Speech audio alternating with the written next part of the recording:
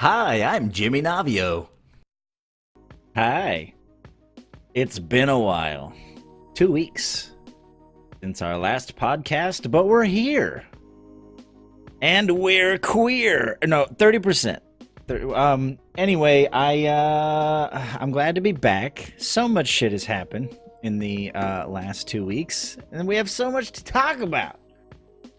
Before we do that, though, I want to get the business shits out of the way. As usual, we are doing this live at twitch.tv/JimmyNavio. So if you're listening out there on Google Play, Apple Podcasts, Spotify, hitthebucket.com, if you want to come listen live, you can.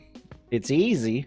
Just go to twitch.tv/JimmyNavio every Wednesday night. I say every. We're going to bring it back. We're going to start doing this weekly again.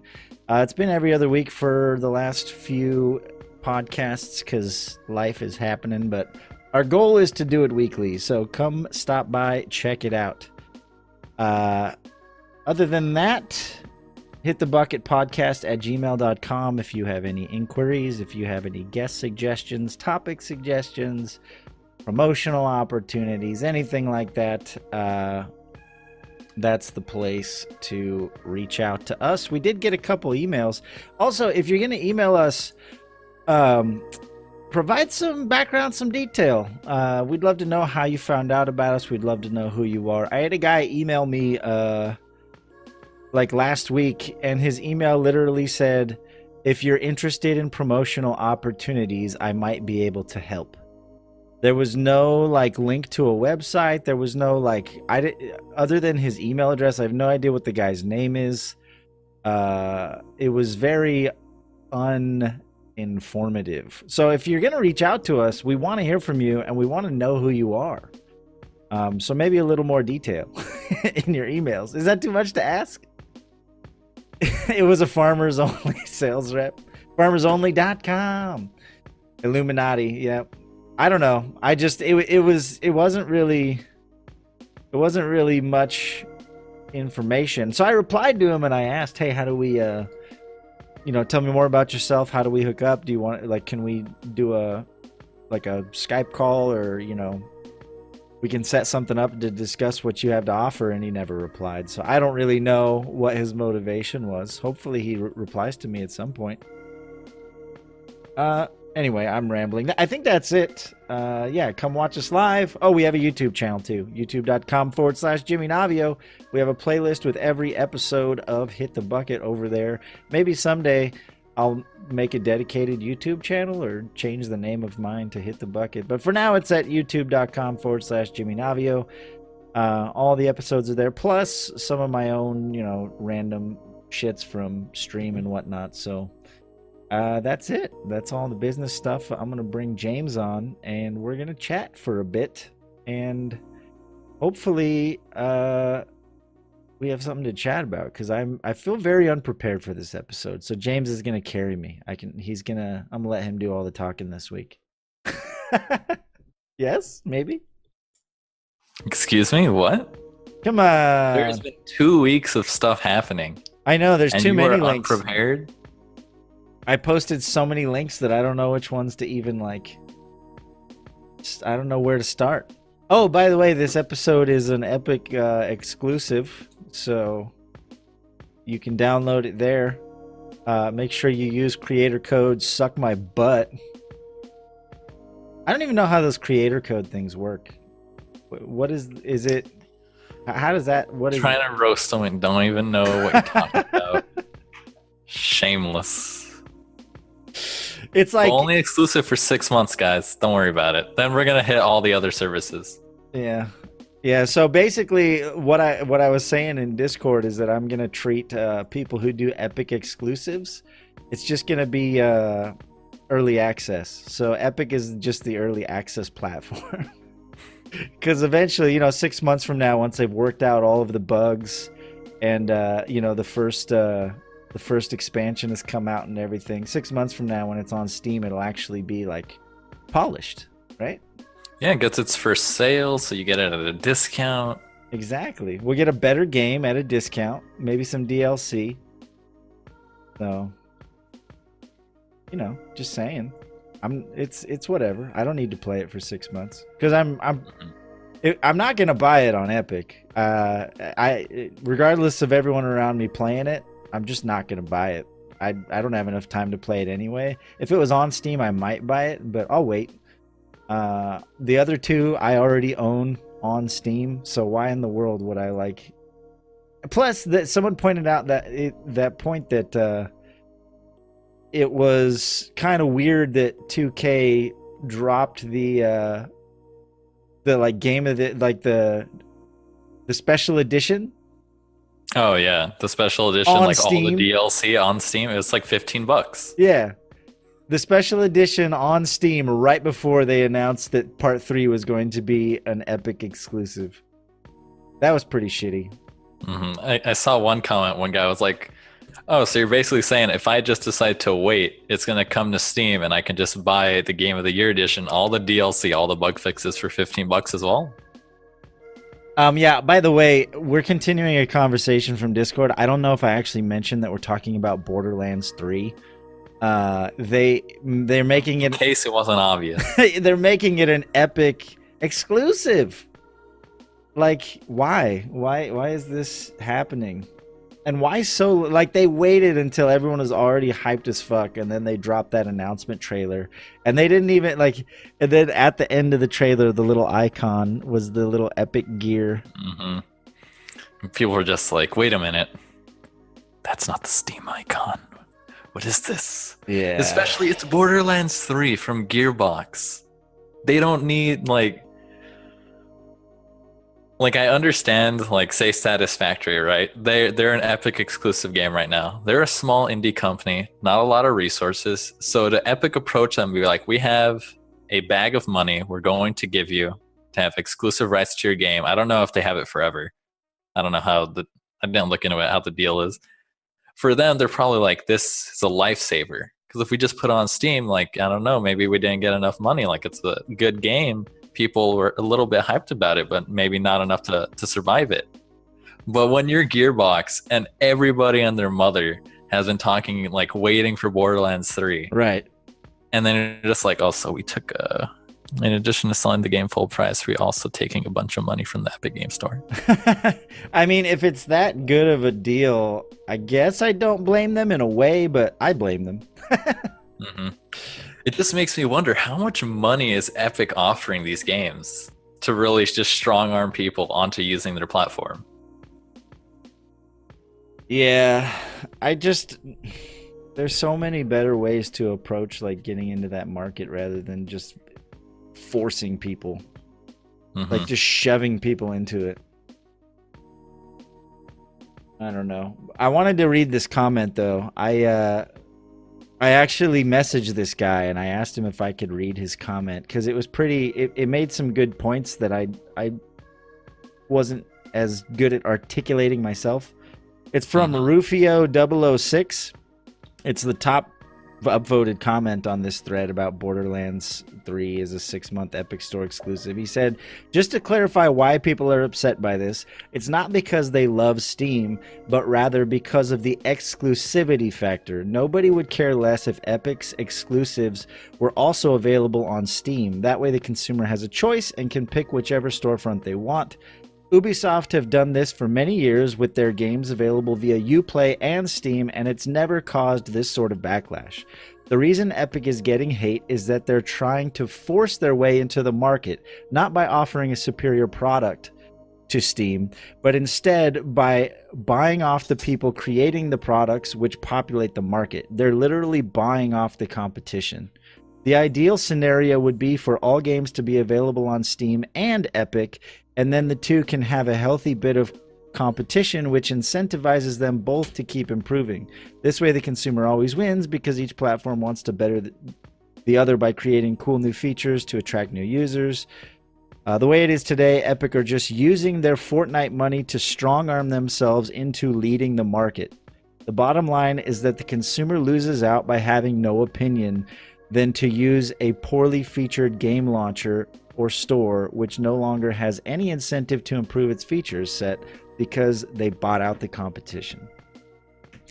For the PC gaming community, there is simply no upside. And that's like, remember, I don't know if you remember, but the first time we talked about this, I made a big stink about the fact that like it's been that way on consoles, and there's literally no reason for it to happen on PC because it's the same software platform, and now it's happening. And that really makes me upset.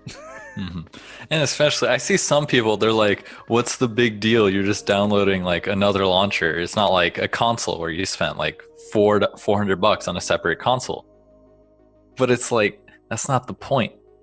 I don't want like, and you know why Epic's doing it, that they have to do it this way, right? It's because if you did just let the free market do it and just like they were on both, then really the only reason someone would buy the game on the Epic store is because Epic gives the publisher a larger cut of the profit. And that's really the only thing going for them. But that's a pretty big deal, though. I mean, especially if you're a smaller developer. And like they said, why not let them release it on both? You know, like take the cut from Epic for the people who buy it there, and then also take the cut from Steam. Like but by releasing it on ours, you can't release it on theirs. You're cutting the developer's arm off too. Like as a small indie developer, my goal would be to get it on as many platforms as possible. I mean, other than Epic just throwing a bunch of money at me and saying, "Yeah, you don't need to worry about those other platforms." Like, exposure is important too, not just money, especially if you want to create a name for yourself. It's the same thing, especially in this market right now. Like, tons of games are getting released every week. So if your game is only on the Epic launcher, and most people only see the Epic launcher as the Fortnite launcher, most people aren't even going to know that game exists. Right, exactly. I mean, that would be like Facebook saying, if you're going to post pictures and videos on our platform, you can no longer post any pictures or videos on Twitter or Instagram. Like, as a content creator, why would you, like, you're cutting your arm off because there's all these other social platforms you need to expose yourself to. Same thing as a developer. If I made a game, I would try and get it on itch.io, Steam, Epic, whatever platform, or Humble Bundle. I would have it on every platform that I possibly could, not just for money, but for exposure. I put videos on YouTube, I'm not even a whatever partner, or what, like, you need 1,000. So I don't even have 1,000 subs. I don't put videos on YouTube for money. I put them on there for exposure.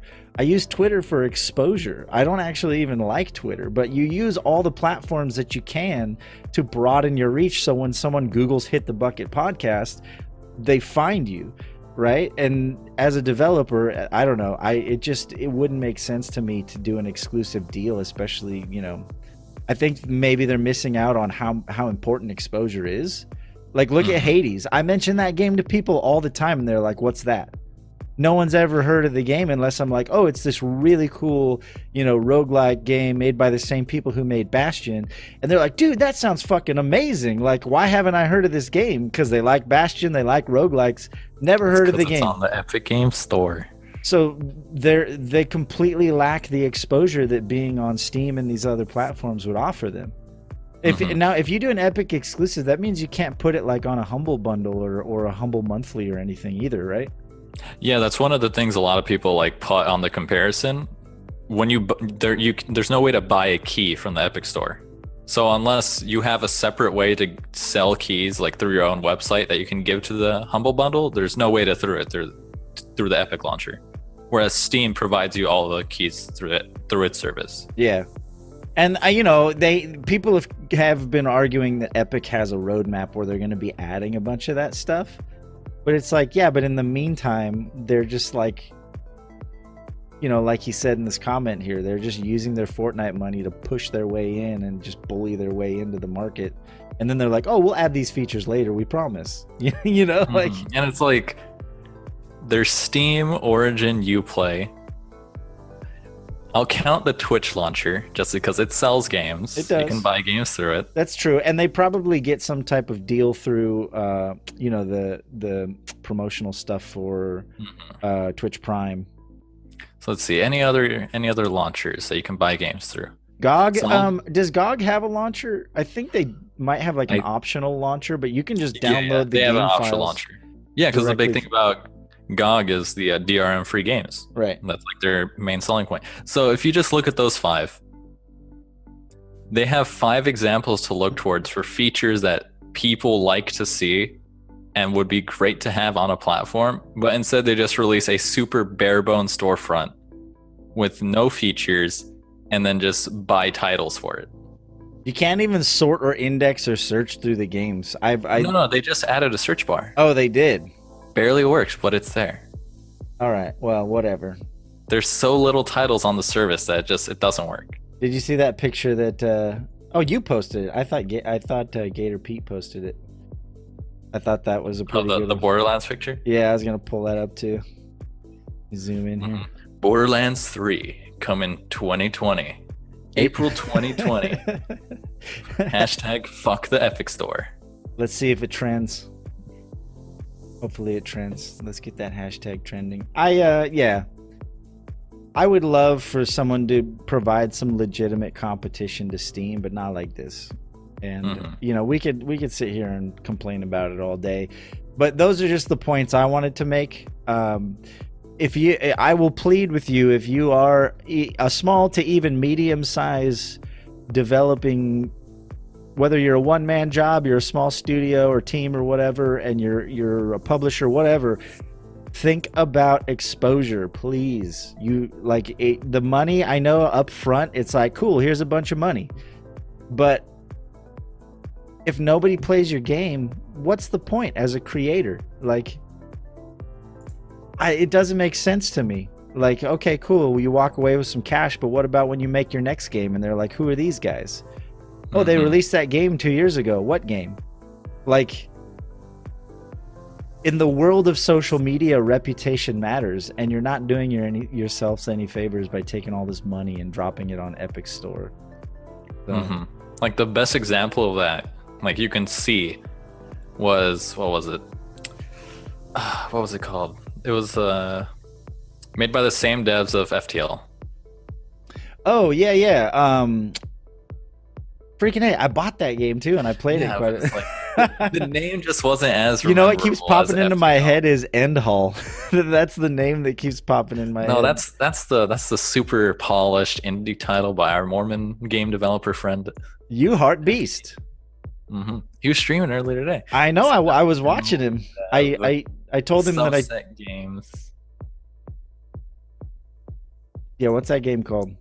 I'm looking for it.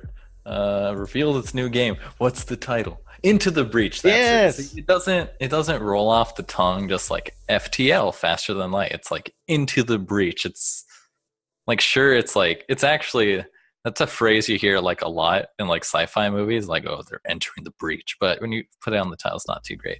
But even the devs, Subset Games, when they advertised Into the Breach, they put in the marketing from the developers of FTL, Faster Than Light, because they knew The reputation. yeah, everyone had like such a great, like pretty much everyone said, oh, FTL is like this great roguelite, like space voyaging game. Everyone loves it, but it's like marketing the new one, if they just put it out there, Into the Breach, and it's just like made by Subset Games, it's just like, well, who's that? Like, why does that mean anything? But when you put from the developers of FTL, and it gives you that idea, that envisioning of like this great game from the past that you played a few years ago, it changes everything. Right. It's immediate brand recognition. I mean, that's ultimately what is going to make or break a studio in the future. You know, whether you, for better or for worse, the reason people keep buying Madden games is because they were fans of previous Madden games. You know, if every time someone tries to compete in that marketplace and come out with some other football game, sometimes it does all right. It usually doesn't. Like, people usually just stick to what they know because of reputation, almost entirely because of word of mouth and reputation. And then when you change genres as well, it lends a little bit of credibility. Like, I remembered an IT auditor came into one of my classes to talk about auditing, but he's also a gamer, so he like threw in some of those references to be hip with the kids. And he said he dipped his toe in a Fallout 76, even though he was like kind of iffy about it, because he remembered growing up and saying like, okay, they've clearly demonstrated that moving from Fallout 2 to Fallout 3, that they could actually, you know, handle like such a change in genre. So maybe they'll do the same thing here. They didn't, but that little bit of credibility that he remembered from those previous titles builds credibility towards the next one. Right. Yep. I was trying to think of more examples in other mediums as well, even. Like, could you imagine if let's say that who's a good example? I'm trying to think of a well-known director that we could okay, so let's say Guillermo del Toro released his first 4 movies. Let's say, like, you know, Pan's Labyrinth, Hellboy. I don't know. Look him up. He's done a lot of really popular indie, you know, cult. He was indie, and then he made a name for himself, and now, you know, he did like Pacific Rim and shit. But let's say he released his first like 3 or 4 movies exclusively on Hulu. Right? Like those aren't movies, Jimmy. Those are video streaming services. We'll get into that later. God, dude, that pissed me off. I lost so much respect for Spielberg for that. No, but let's just say Guillermo del Toro released his first 4 major motion pictures exclusively on Hulu, right? And then he comes a few years later and tries to drop a movie like into theaters. Right? His first, like, just out of nowhere, some passion project of his, he just releases it in films, and he comes out and he says, yeah, hey, I'm the guy who did Pan's Labyrinth. And half of the world goes, what's Pan's Labyrinth? Because they don't even pay for Hulu, right? Like, how well, David Bowie was in it. That's the marketing. From the guy that directed the film that had David Bowie in it. That's the Labyrinth. I'm talking about Pan's Labyrinth.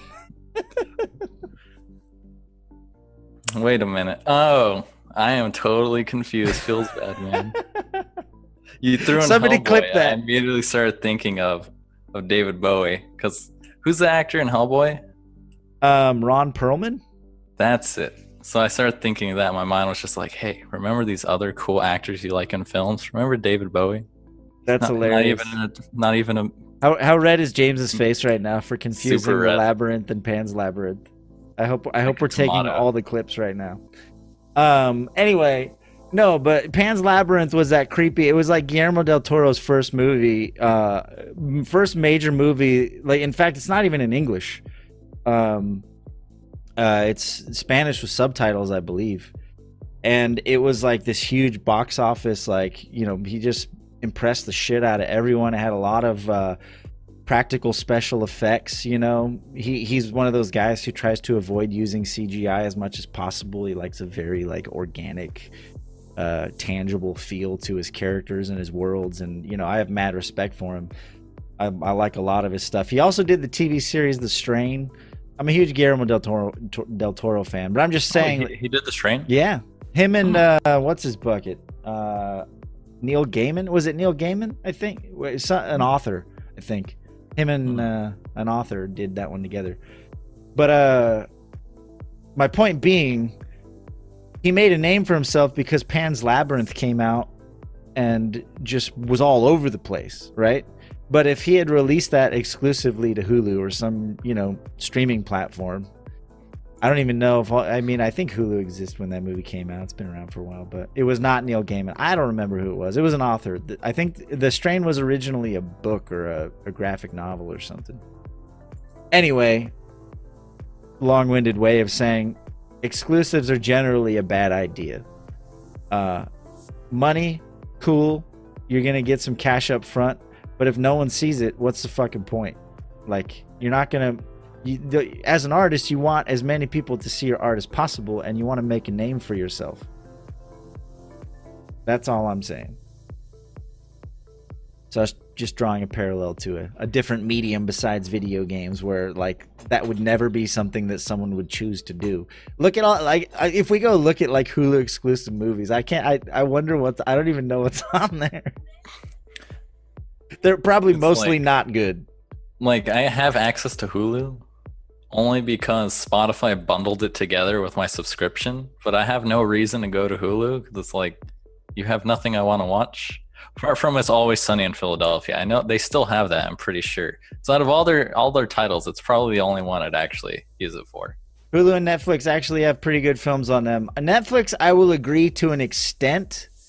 They've had the thing. So Netflix is all about just quantity, right? They're like, if we just fucking crank out originals, if we shit out enough content, there's gonna be a few golden turds in there, right? Like, there's some really not good ones though too. They just have so much money that they'll pay any studio with an idea and just crap it out. So like, there's so many Netflix exclusives that like, I almost feel like you're swimming in a sea at this point, you know. Mm-hmm. For every Stranger Things, there's 100 other Netflix originals you have never seen. Well, and I'm not talking about the series. I'm talking exclusively about the films. No, I'm just talking about like originals. In general, Netflix originals. Yeah, no, it's kind of, at this point, I think Netflix is going to be one of those things like Twitch, where like the early ones, the ones who were like the first exclusives, are probably going to be the ones who benefited most from it. Because eventually, it's not going to mean anything special if you're a Netflix exclusive, because there's going to be thousands of them. Mm-hmm. So I don't know. I think you'll run into the same problem there. If you pigeonhole yourself to Netflix, you'll get some views, and maybe for that it's a little different because the price to entry for for like getting your movie on screen, there's a much larger gap there, right? The cost of entry is like millions of dollars. Like, you got to get it made, then you got to get it to film festivals, and you got to try and sell it to studios and all that stuff. Whereas with games, you literally can just pay $100 and have your game published on Steam. Mm-hmm. So it's a little bit different comparison. It's probably a lot cheaper and easier to get something put on Netflix than to get it in films. But I still don't think it's a good idea to pigeonhole yourself into one platform. Mm-hmm. And then that comparison also points to one of the ideas that would be great if Epic was doing this. Each platform is developing their own content to be more competitive than the other one. Right. It's like, the difference would be like if Netflix was just like, we're gonna buy Avengers Endgame and make it a Netflix exclusive. Well, and that's basically what Epic's doing. That's what Disney's doing, and that's why everyone's so fucking pissed at Disney, because Disney said once their streaming platform is done, it's going to be all exclusive. All the Disney movies, they have shitty practices anyway. I hate the fact that they put movies in the vault. What the fuck is that? We live in the digital era. This whole idea, it's in the vault, Jimmy. You can't buy those films anymore. Yeah. Just deal with it. Like, the false market scarcity that they create by putting shit in the vault is so stupid. Anyway, that's a tangent that I could probably talk about for 10 minutes. But Disney's doing the same thing. They're like, oh yeah, we're going to create our own streaming platform. They're buying up all these studios so that they can just have exclusive rights to them and put them on their own. Like, it's so obvious. Like, Disney movies, Marvel, Star Wars, plus like all the Disney Junior shows, like all the kid shows, and then Disney like DX, and then isn't that Fox deal happening right now? Aren't they basically buying Fox? Yeah, the Fox acquisition for like $50 million or something. Yeah, it's also, they can just put it on their streaming platform and charge a premium for it, and just say, well, this is the only place you can get it now. Mm-hmm. It's annoying. But I don't know. What are you gonna do? It's Disney, happiest place on earth. I don't have billions of dollars to fight. Just go to Disneyland. They're gonna open up their own movie theaters where you can only watch Disney exclusive movies. That would be one. That'd be interesting. That used to be a thing though. Film. companies, like major media companies, used to own theaters. It was very common. Like in my hometown, it's still there because they renovated it, but there's a Fox Theater. It's called the Fox Theater. You know, it wasn't uncommon. But Disneyland is so great. Yeah, if you're in the 1% and you can afford to drop $400 for a meal, not even the ticket. Yeah, they really know how to sell an experience and make you pay a lot of money. Oh yeah. Well, it's completely contrary to what Walt Disney like envisioned, right? He wanted it to be this affordable place that everyone could go and shit. It used to cost they used to have it wasn't, you didn't pay to get in. It was originally you bought a little book that had tickets for the rides, and the books were like dirt cheap. They were like $1 or whatever. And you could just there was different books that gave you access to different rides. My grandparents got married the same year that Disneyland opened. So like when Disney had their big 50th anniversary, it was my grandparents' 50th anniversary. And they still have a lot of those old like original stuff because I think they went there on their honeymoon or something. So it's really cool to look at some of the stuff that they've kept over the years, because they share, you know, the same anniversary as Disneyland. They live in the LA area, the Burbank area. So, I mean, that's kind of spits on everything that I like. It was supposed to be this affordable place that friends and family could go and just have a magical experience, and now it's like, yeah, you can come. It'll cost you like a month's rent. In some cases for some people. I just rolled lucky, and my godmother works there. Ooh, so I'm just like, hey, so I have this girl, and I want to take her to Disneyland. Can I get 2 all-access tickets to like Disneyland and Adventure Park? Yeah, I'll pick them up when I see you there. Thanks. And then just hooks me up. Oh, did they officially change the name to Adventure Park? Wasn't it California Adventure? It's something like that. I don't remember if they changed it. I knew they were trying to get rid of the California branding. Meshyf would probably know. He's a fucking Disneyland nerd. Yeah, because she works for the hotel, so like she has access to the tickets to schmooze guests. So that just means she can slide me too. Yeah, and I go on my way. Because otherwise, those tickets are like full access, every ride, fast passes. They are not cheap. So to get those for free. Ooh. So what you're saying is you want to get some tickets for me and Lady Navio for our wedding present, right? Of course. Deal. I'll take it. That's a few months away. I could probably work something out. Yeah. I mean, do you want to be invited, or? I'm just kidding. Are you saying I'm not invited, Jimmy? Not if I don't get tickets. I gave you my address. What was that for? No, yes, you're on the short list. So what have you been up to, man? We kind of jumped straight into a rant there, but it's been a couple weeks. We kind of veered off from like launchers, from Epic being scummy, to platforms being competitive, to Disney being anti-competitive. It's a stream of consciousness. That's how, it's a podcast. We're just going to go with it. I'm channeling my inner Joe Rogan. But yeah, I've been pretty good. Some solid games have been coming out. PAX East happened, was it last week or 2 weeks ago? I feel like it was last week. Oh yeah, so it was PAX East last week, and the Game Developers Conference 2 weeks ago. That's why it happened really close. So I've been playing Sekiro, and then and then you showed me before I saw it get dropped on the Gearbox panel at PAX that Risk of Rain 2 was going to be available right now. Yep. Oh, did I beat you to the PAX announcement? You did, yeah. As soon as you messaged me about it, I was like, "Oh, really? Risk of Rain 2? I love the first one." And then I was watching the stream, and then the guy comes out, starts talking about Risk of Rain 2, and then it's going to be available on Steam right now. for $20, buy one get one free. And I was like, Jimmy beat the announcement to the punch. He was Yeah, faster than the announcement.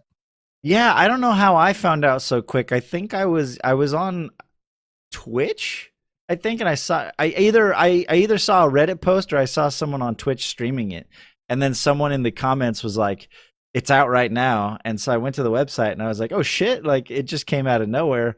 Like, I wasn't watching PAX at all. I was at work and I would just happen to have a stream or like a Reddit page up or whatever. So I messaged you. I was That's why I like, was so surprised because Risk of Rain 1 was like pretty popular. So for it to just when you told me like, hey, it's out right now, and I had heard nothing, "Yeah, I was like, wait, really? That's so odd. And then the announcement came like 2-3 hours later on the stream, and I was like, oh, okay, that makes sense.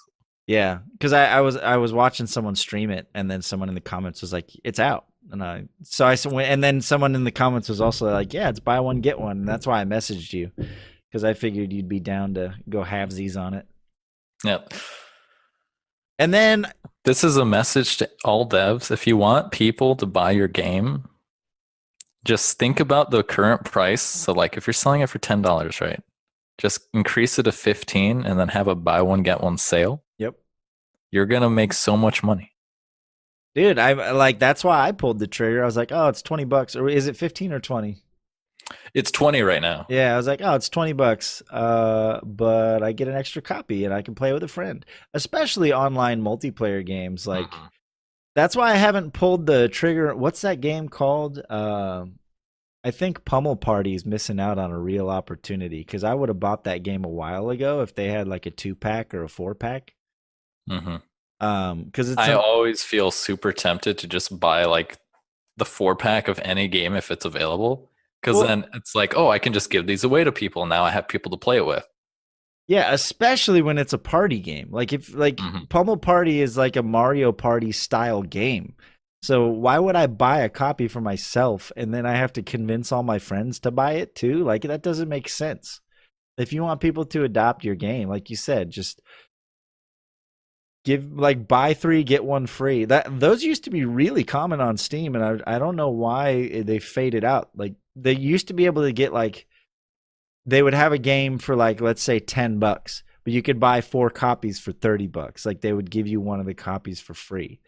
Mhm. And I remember Terraria like started out with that one. yeah. And like it just doesn't make sense why you don't do that.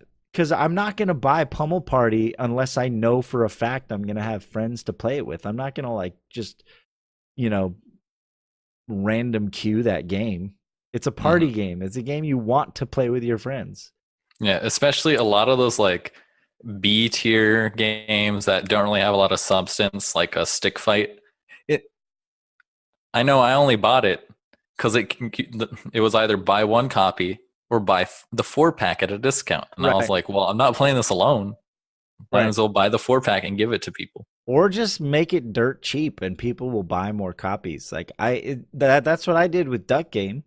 I like every time if someone's like, "Yeah, I'll play it, but I don't have it," and it like that game's always on sale. I've been able to pick that game up for like $2, $4, $5, and whenever it's on sale, I'll just buy some copies and give them to people because I enjoy it. It's a fun little game, and it's goes on sale often enough that I can usually just gift copies to people Hmm. so that I have friends to play with. Or do what Jackbox does. I think more games should do that, where like one person can buy a copy, so and just like everyone can connect to their game, Hmm. especially for the party games. Like it just makes sense. Even if you charge more. Like if they charge $60 for Pummel Party, but I could host games for all my friends, I'd probably pay for it rather than paying $20 and then have to convince all my friends to also pay $20. Hmm. That's actually what I liked a lot about it was Super Mario Bros. Smash Brothers for the Wii U. I owned it, and then so it's like, okay, so I own the console, I own the game, so obviously I can play it with 3 other people with controllers. But then they also said, oh, so if people also have it for the 3DS, they can actually connect it to your Wii U and they can play as well. That's pretty cool. And they didn't even need the game; it just functioned as more controllers because it went up to 8 players. Yeah. And there's some games on the 3DS that work that way too, where you can buy one copy and then if 2 of you have a 3DS, you buy one copy and then the other person can download just like the the part of the game that they need to be able to play it multiplayer. Yeah, even the DS had that. I remember Mario Kart had it. Yeah. You basically like it was just search for Wi-Fi play. They'd connect to you. It would basically give them like the bare bones, like the map. They could only play as like comic, but they still had full access to the game. Yeah, they could play the game, and you don't have to go out and buy, if you've got 2 kids, anytime they want to play a multiplayer game and you got to shell out for 2 copies of the game, like that, that gets old real quick.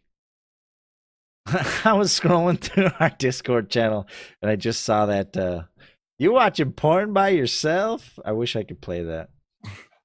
That's such a good one. No, I'm with my boy, and like 50 people in the background. We have a really good clip in the Discord, but it has titties, so I can't play it on the podcast. So it's not legal. Maybe yeah. So we need that's if there's one thing that we should have a Patreon for, it's for like the hit the bucket after hours. Maybe we'll do like an extra side podcast for 30 minutes where we talk about all the shit we can't actually and we'll just host the video files ourselves and make them like not safe for work or something.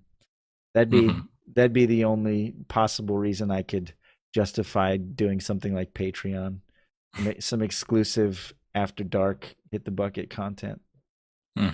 So for the past 2 weeks, I've been pretty much just playing Sekiro, Shadows Die Twice, and Risk of Rain 2. So what do you think of now? I've had very little time to actually play Risk of Rain 2. I've been so damn busy. I've been wanting to play it with you. But what do you think? Do you think it was pretty true to the original formula? Yes. I was actually quite surprised. Because when you pitched it to me, it's Risk of Rain, but when I saw it, Risk of Rain but third person, I was like, I don't know how well that's going to work. How do you go from a 2D side-scrolling roguelike to a fully 3D world and still like maintain all of the magic and like how the characters work and all that? Yeah. But they nailed it perfectly. Like it's the combat's responsive. They've reworked the characters so they work in a 3D environment while still retaining like the identity of those characters. Right. And each character has very defined strengths and weaknesses compared to each other character. And all the balancing kind of goes out the window when you start stacking an item like a lot.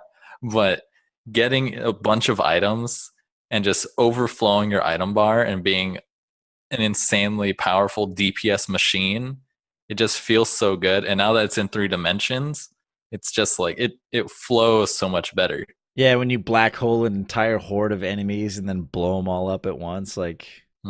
Yeah, no, the guy that I was watching stream it when I found out that it was released, I went back and watched him like yesterday or today. Was it? It may have been this morning even actually, and just seeing how much progress he's made as far as just understanding the game mechanics and like you said, loading up on the right items and he has all the characters unlocked and.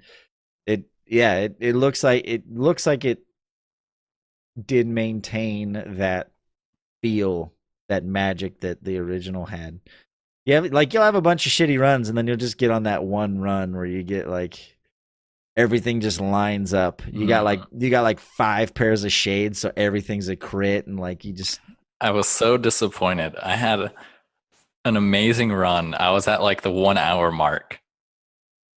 But I had to kill myself because to unlock one of the characters, you not erase, you annihilate your existence by sacrificing yourself at an obelisk. It's how you unlock one of the characters.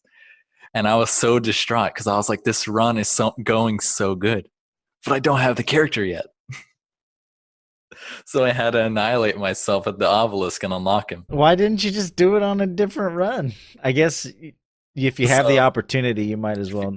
If you have the opportunity, yeah. Because that's also one of the things I liked about the first one, and they've incorporated that very well into the second one. Basically, how you unlock characters has been very fluid. Because you start off with the base dude. I forget what his name is. You start off with the base dude, and then to unlock the second character, all you have to do. Don't you have to repair like 40 drones or something? Oh, no. That's just an achievement. To get through this, to unlock the second character, all you have to do is beat 5 basically rounds. They don't have to be in the same run. Yeah, I Just thought the beat 5 engineer you rounds. had to like repair 30 drones or something. No, the engineer is beat he's beat a lot more rounds. Oh, really? Okay. Yeah. But he has a specific achievement that's tied to him that you have to repair a bunch of drones Oh, to, okay. like, with his character specifically. So to unlock the robot multi, so it's just beat 5 rounds. To unlock the Huntress, it's beat the 3rd round without dying. Then engineer beat like 15 or something round, maybe 25. I know it's just a big number. Then the mercenary is obliterate yourself at the obelisk, which a lot of people thought it was random because you have to go through a portal. Okay. But it's actually, you basically have to get to the 3rd stage for a second time. So you have to go through all the first 4 stages, loop back to the 1st, and get back to the 3rd. So it can be kind of difficult, like especially if you're starting out. And then the artificer is just get a bunch of these lunar coins. I have a random % drop chance, so just play a lot and get lucky. But since they space it out like that, and it's mostly based on duration, it just makes it, you, as you progress further into the game, you unlock each character, so it feels like you're getting more new stuff Yeah. the longer you play, and it feels very good. Makes sense. That's awesome. Although I'm garbage with the Huntress, so I do not play her. I think I may have unlocked one other character besides the main one. Like I said, I haven't had as much. I've been watching a lot of it. I haven't had as much of a chance to play it yet. Because I've been exercising. Hey. What a segue. Yeah, no, so I mentioned it before. I've been on this whole getting myself back into not being a fat piece of shit mode, and that involves I haven't drank since Sunday, so that's good. I know I said I was going to stop 2 weeks ago when I talked about that book, but it's been significantly less, so that's awesome. And I feel like the more I talk about it publicly, like on the podcast and stuff, I think I'll hold myself to it a little better. But so I haven't drank since Sunday, and I've been to the gym like 3 or 4 times since the last podcast. I'm ramping up. I want to go I'd like to go 3 times a week, but I'm really trying to make an effort to be the best version of myself for the wedding, which is in October. So you could just do what some of my friends that go to the gym do that are crazy. You know, you wake up at 4:30, go to the gym from 5 a.m. to 6 or 6:30, and then get on with your day like you do normally. No, sir. I have zero desire to do that. I enjoy my morning. I don't know how they do it. Something wrong with them. Yeah, I don't know. I don't know how anyone can willingly wake up at 4 in the morning to go to the gym. You got to go to bed at like 8 o'clock. I mean, how else do you maintain that? Because working out takes a physical toll. Like the reason I haven't worked out more is because the first few times I went, I was just drained. Like I needed more than 8. I usually can survive off of like 6 hours of sleep when I'm not doing physical activity because my body doesn't need it, you know? But when I'm exercising, man, I'll sleep for like 8, 10, 12 hours and like your body's just needs it. So I don't know how those morning workout people do it, but it's definitely probably not, at least not right now. Maybe once I get in the rhythm I could start doing that, but just doing a pseudo keto diet again, trying to stop drinking and go to the gym at least 2 or 3 times a week. So nothing crazy. I'm not doing like what was that crazy workout that everyone was doing for a while, P90X? Nothing. 7-minute abs. Yeah, none of that crazy stuff. I did P90X once, and it's fucking it's hard. It is not an easy workout to do. I feel like I'd be so hungry on a keto diet. I mean, if you know what to eat, Dan3FFA in chat said that, by the way. If you know what to eat, and once you get used to it, it's actually pretty. When you eat, you don't get hungry the same way you do when you eat carbs. Like Once you beat the cravings for carbs, that's when you start like, you're all right. but you got to get past that hump. Yeah, because the state of ketosis is an actual like physical metabolic. It's a change in your body, and it's something that you can actually test. They make a kit where you can test if your body's in keto or not, and being in keto means you're burning fat instead of carbs. Yo, you want this? Yep. Sorry, Lady Navio. There's something on my desk she wanted. Your body literally switches to a mode of burning fat for fuel instead of carbohydrates. It uses ketones. That's why it's called ketosis. And so it changes everything like about the way your body works. And so you don't get hungry the same way. You get hungry, but it's not that like insatiable craving hungry that you can never fulfill. Like when you eat carbs, you just want more carbs. No matter how full you are, you could still like fit some ice cream, or you just always want them. And that goes away when you're in ketosis.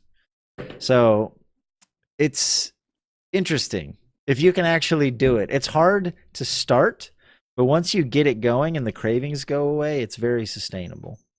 Mm-hmm. But especially, I've seen a lot of people that when they do it and they stick to it for a while, the results are very clear, and it comes a lot faster than other diets because it's very much a controlled diet, some exercise. It's like another way. It's like a new way of living. So it's a lot faster than just being like, okay, I'm gonna maybe go to the gym and just try like to eat healthier. Right. Yeah, and it also has the benefit of just like supposedly, I mean, this is all anecdotal. I don't know if there's any scientific studies on it or not, but it's supposed to be healthier for your brain too. Like there starting to be some correlations between a lot of the unhealthy eating that we do and some of the brain diseases like Alzheimer's and stuff like that, like on these carb heavy diets. Like it's basically like insulin is not good for your brain in large quantities. And that's what happens with carbohydrates, right? Your insulin level spikes every time you eat like sugar or whatever, and then you crash. And it's really bad for your body and your brain and like your eyes and shit. So they're saying that like a ketogenic diet is actually better for like your overall organ health as well. Like specifically your brain, which is made mostly of fat tissue. So what I'm hearing is I really got to stop inhaling those 4x4s every time I go back to California. No, they have protein style. You just gotta. I'll just get rid of the bread. Yeah. We're talking. I get protein style all the time at In-N-Out, dude. And they wrap it up in lettuce. A lot of places are doing that now. Carl's Jr., Hardee's for you people out eastward. I'll never call it Hardee's. Sorry. I'm in the East. Never calling it Hardee's. It's not right. McDonald's will do it. A lot of places now you can get it. Some of them call it different things like lettuce wrap or whatever, but In-N-Out they call it protein style. If you specify, they'll probably know how to do it. Yeah, like it's not that hard to say. No buns, just wrap it in lettuce. Exactly. But yeah, the only thing you have to be careful with is some of the sauces. They can have a lot of carbs in them. Mm-hmm. So I mean, yeah, it's surprising. I remember seeing like how ketchup is made, and I'm like, all right, so we take some tomatoes, some other stuff, 1 cup of sugar, and you're like, what? A metric butt ton of sugar. Yeah, people don't, especially American ketchup. It is like, yeah, if you look on the bottle, like the second or third ingredient is sugar or like fructose corn syrup, if depending on the quality of the ketchup. But yeah, there's a lot of sugar in it. Mm-hmm. I remember because Vermont's very like health focused. So the first time I bought something without really looking at the label, because it's just like, oh, this is peanut butter, and then I tasted it, I was like, this is candy.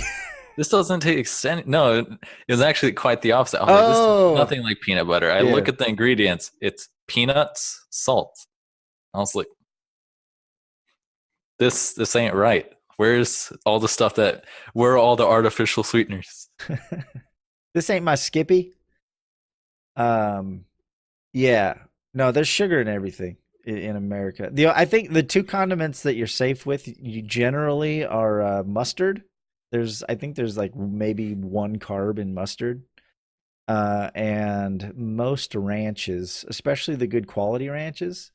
So there's two kinds of ranches. There's the perishable kind that you find in your salad section, like that's in the fridge at the store. Uh, and then there's the kind that sits on the shelf that does not need to be refrigerated. Uh, you're gonna get a different quality of between the two. Like I'm trying to think of some of the brands that you refrigerate, like the Bob's Big Boy or the Marie Callender's. They make like the good quality ranch that's in the fridge section or in the produce section. And they usually have less carbs because they use like better ingredients and fattier. Because you either in most of those foods you either get your flavor from fat or from sugar, and so it's generally one or the other. Same thing's true of like sour cream and cottage cheese. If you can find, sometimes the cheaper cottage cheeses are actually better because they use less sugar, but they have a higher fat content. So you want higher fat foods. You have to supplement the sugar in your diet with fat. And that's the mistake that most people make on keto is they don't eat enough fat. So, yeah, like eating like just spoonfuls of avocado and sour cream, cottage cheese. Like, I remember seeing one post where a guy was like, sometimes if I get a little bit of a craving, I just eat a spoonful of oil. And I was like, there's probably a lot better ways to go about this. But I mean, if that works for you, then I guess that's fine. yeah, it seems counterintuitive because your whole life you're told like low fat foods, like the whole low fat craze of the 70s and 80s where it was like, oh, zero fat, and then it's got like 100 carbs in it. Like zero fat was the thing for the longest time because people thought that eating fat made you fat, and it's like that's like saying drinking blood gives you more blood. Like that's not how it works. It's fuel for your body. But anyway. And that's also like where it came from. So if they take fat out of the products, how do you get the flavor in there? You put more sugar. Exactly. Yep. So you got one or the other. Exactly. So I like it. It works for me. I've done it before. And should I stop drinking blood? No, I mean it's good. Just make sure you maybe cook it first. Blood pancakes. Yeah, if you're feeling a little bit spicy. That was a nice keto tangent, but I'm not doing like full blown keto. I'm not necessarily counting my, because like hardcore keto, you're under 20 carbs a day, which is like pretty intense and it works. But Lady Navio's not doing keto. She's doing Whole30, which Whole30 you're allowed to eat fruit. So, depending on what she makes for dinner, I'm not going to say no. She's like, I made this meal. I'm like, sorry, it's not keto. Not today. So I'm doing keto for like breakfast and lunch, like eggs and sausage and cheese for breakfast, like, vegetables and a protein shake for lunch, and then whatever Lady Navio makes for dinner. And it's working pretty well so far. We've only had one major temptation. There's a Little Caesars right next to our gym. Ooh, that's dangerous. Yeah, like you literally walk out of the gym and it's just pizza smell. Just $5. Pizza. I swear it's a racket. I think they're in cahoots with each other. We probably are. I wonder how many people walk in there all sweaty in their gym clothes to buy pizzas. Wait, now that I think about it, there's actually a little Caesars near the Choose Fitness near my house in California. It's a racket, man.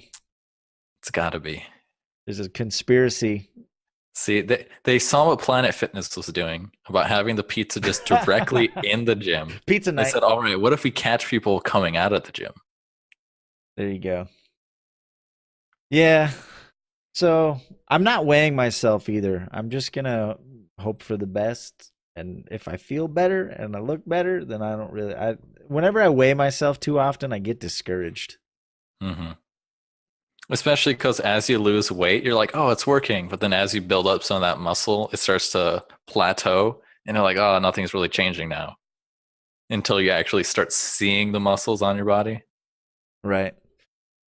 Yeah, and for me a big one is just clothes fitting better. Like Hmm. I've half of the clothes in my closet don't fit anymore, and I refuse to get rid of them because then that's admitting defeat. I'd really like to try and cut some of the weight because I have some nice clothes that I bought when I was really in shape, and then like I just stare at them in my closet like Just like I that's my wear favorite shirt.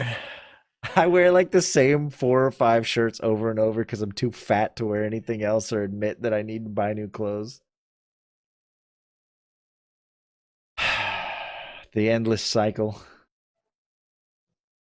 But yeah, that's what's going on with me. The book is good. I've made it through the preface, the preface, whatever you call it, and the introduction, and that's about it. But the introduction got me all hyped. So I haven't actually learned how to do it yet, but it told me why I should and why I should be excited about it. That's and why the book was written. So good introduction to get you all hyped up, and now I gotta dive in. Hmm. Now you got to read that first chapter. It's always the hardest step is that first hurdle. Hmm. Starting anything is usually the toughest.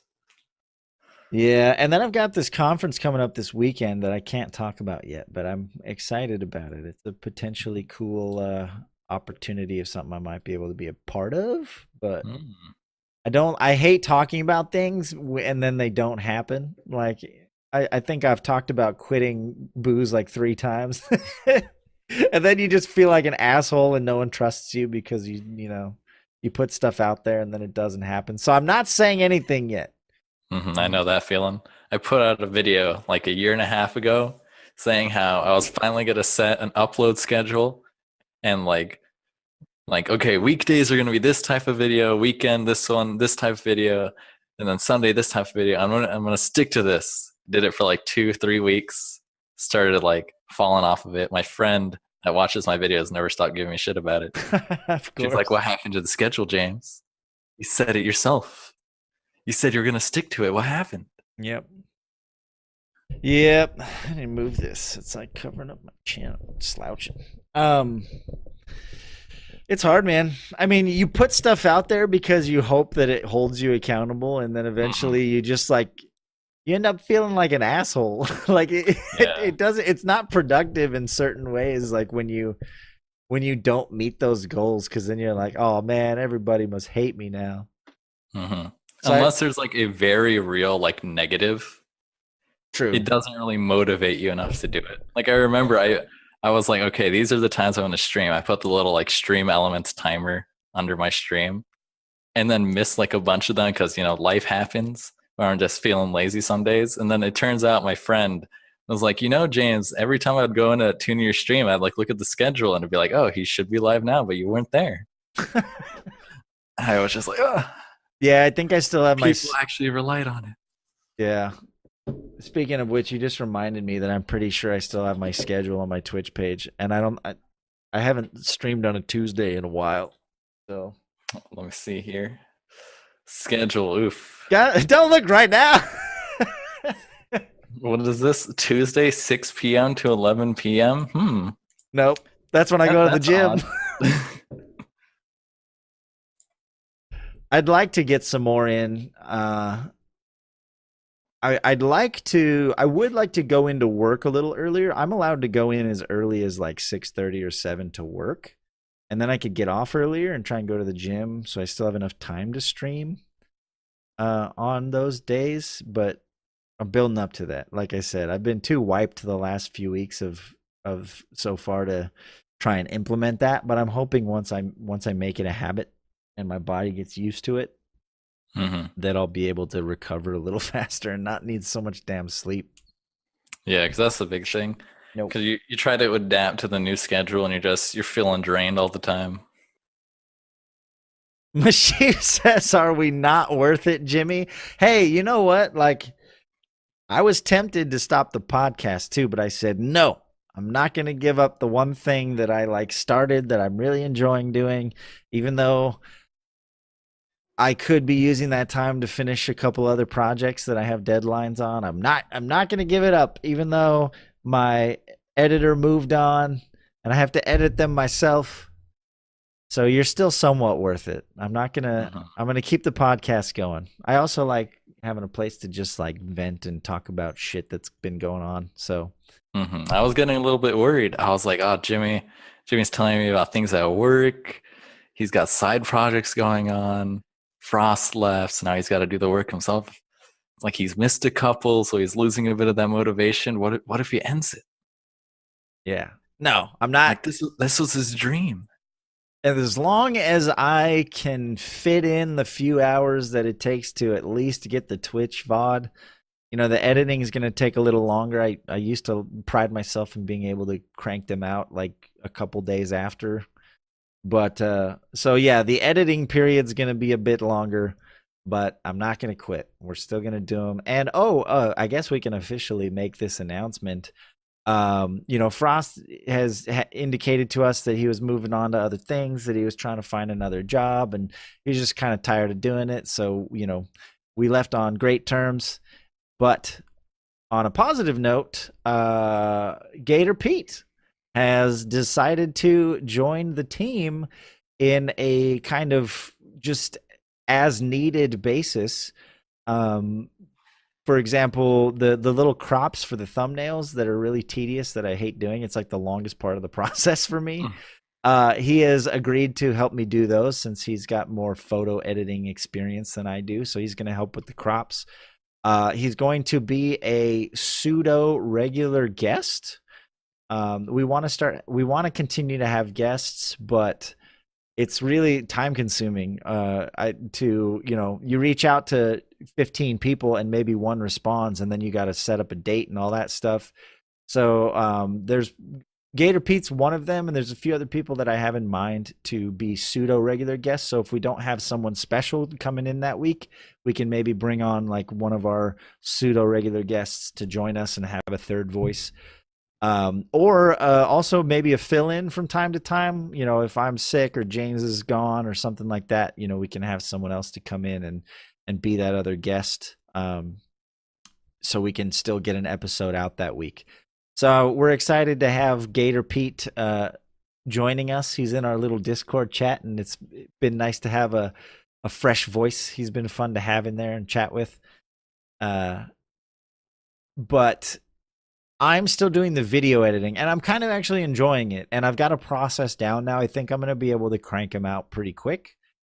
So hopefully that doesn't get in the way too much. I'm going to try and get them out within a few days still, like I was before. The only thing that can really hold that back is copyright issues. That's the only part where it gets tricky, because you think you got it all figured out, and then you upload it and you get hit with a copyright notice, and you got to like edit it and re-upload it. Part of me is tempted to just like not fight those, but so far we have a very good track record of not having any copyright notices, except for the one episode where we did it on purpose. We've done a good job at steering clear of all that copyright shit. Because if we ever do get 1,000, subscribers, it'd be nice to be able to start running a little, like, even if it's just a little ad that goes across the bottom, maybe not the big annoying ones, but it'd be nice to have, some ad revenue trickle in. But if we hit that sub mark of 1,000 subs and all of our previous videos are copyright hits, that's not going to start us off on the right foot. So I like taking the extra time to do it. I think it's worth it.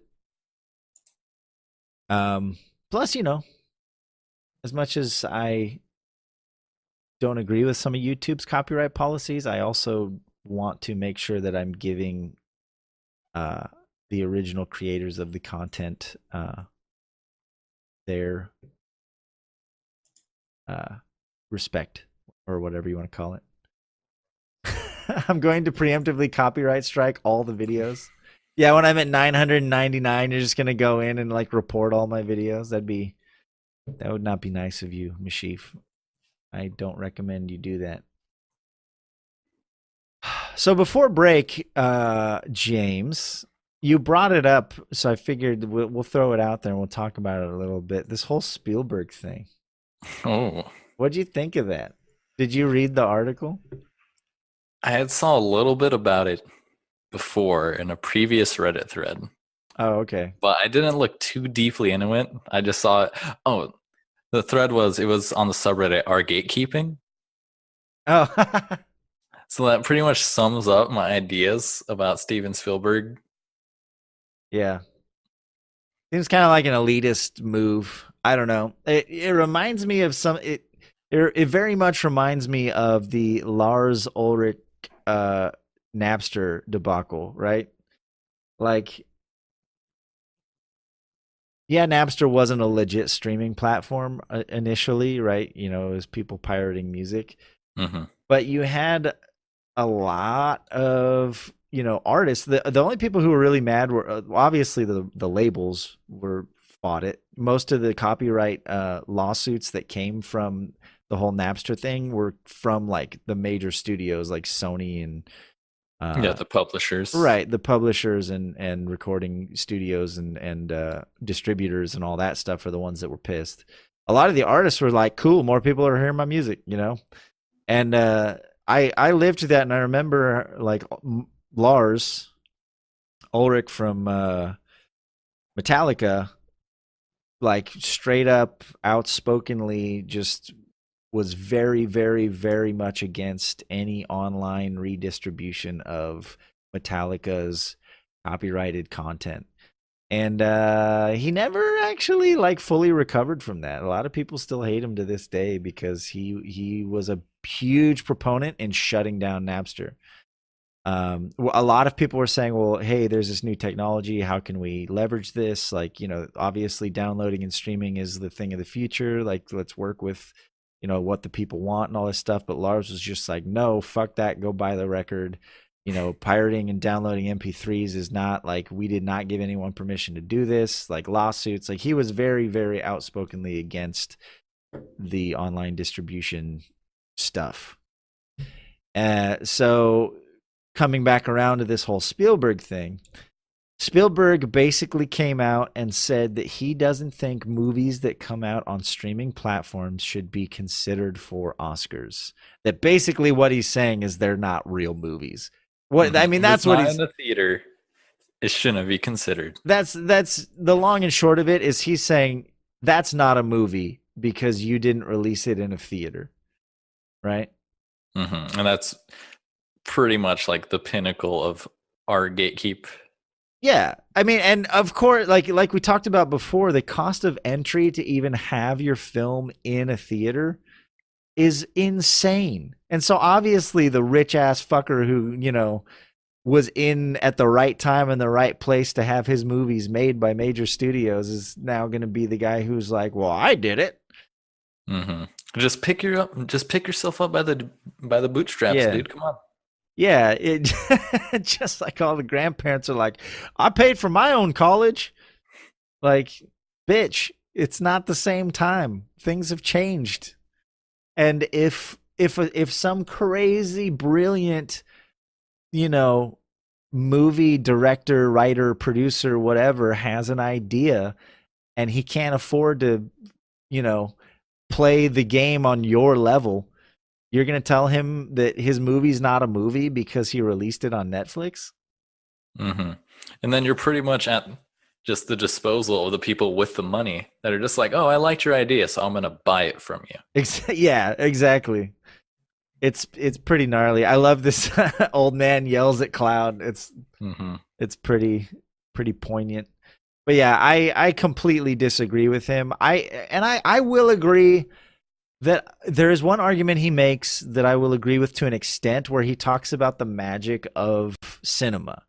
The experience of going somewhere, sitting in a room on a big screen and having a shared experience with a group of people. There is something kind of magical about that. And I have many fond memories of going to the movie theater as a child, and I still go occasionally for certain movies, but that doesn't change the fact that a moving picture with sound, whether or not that's a movie, just because of the screen it was played on.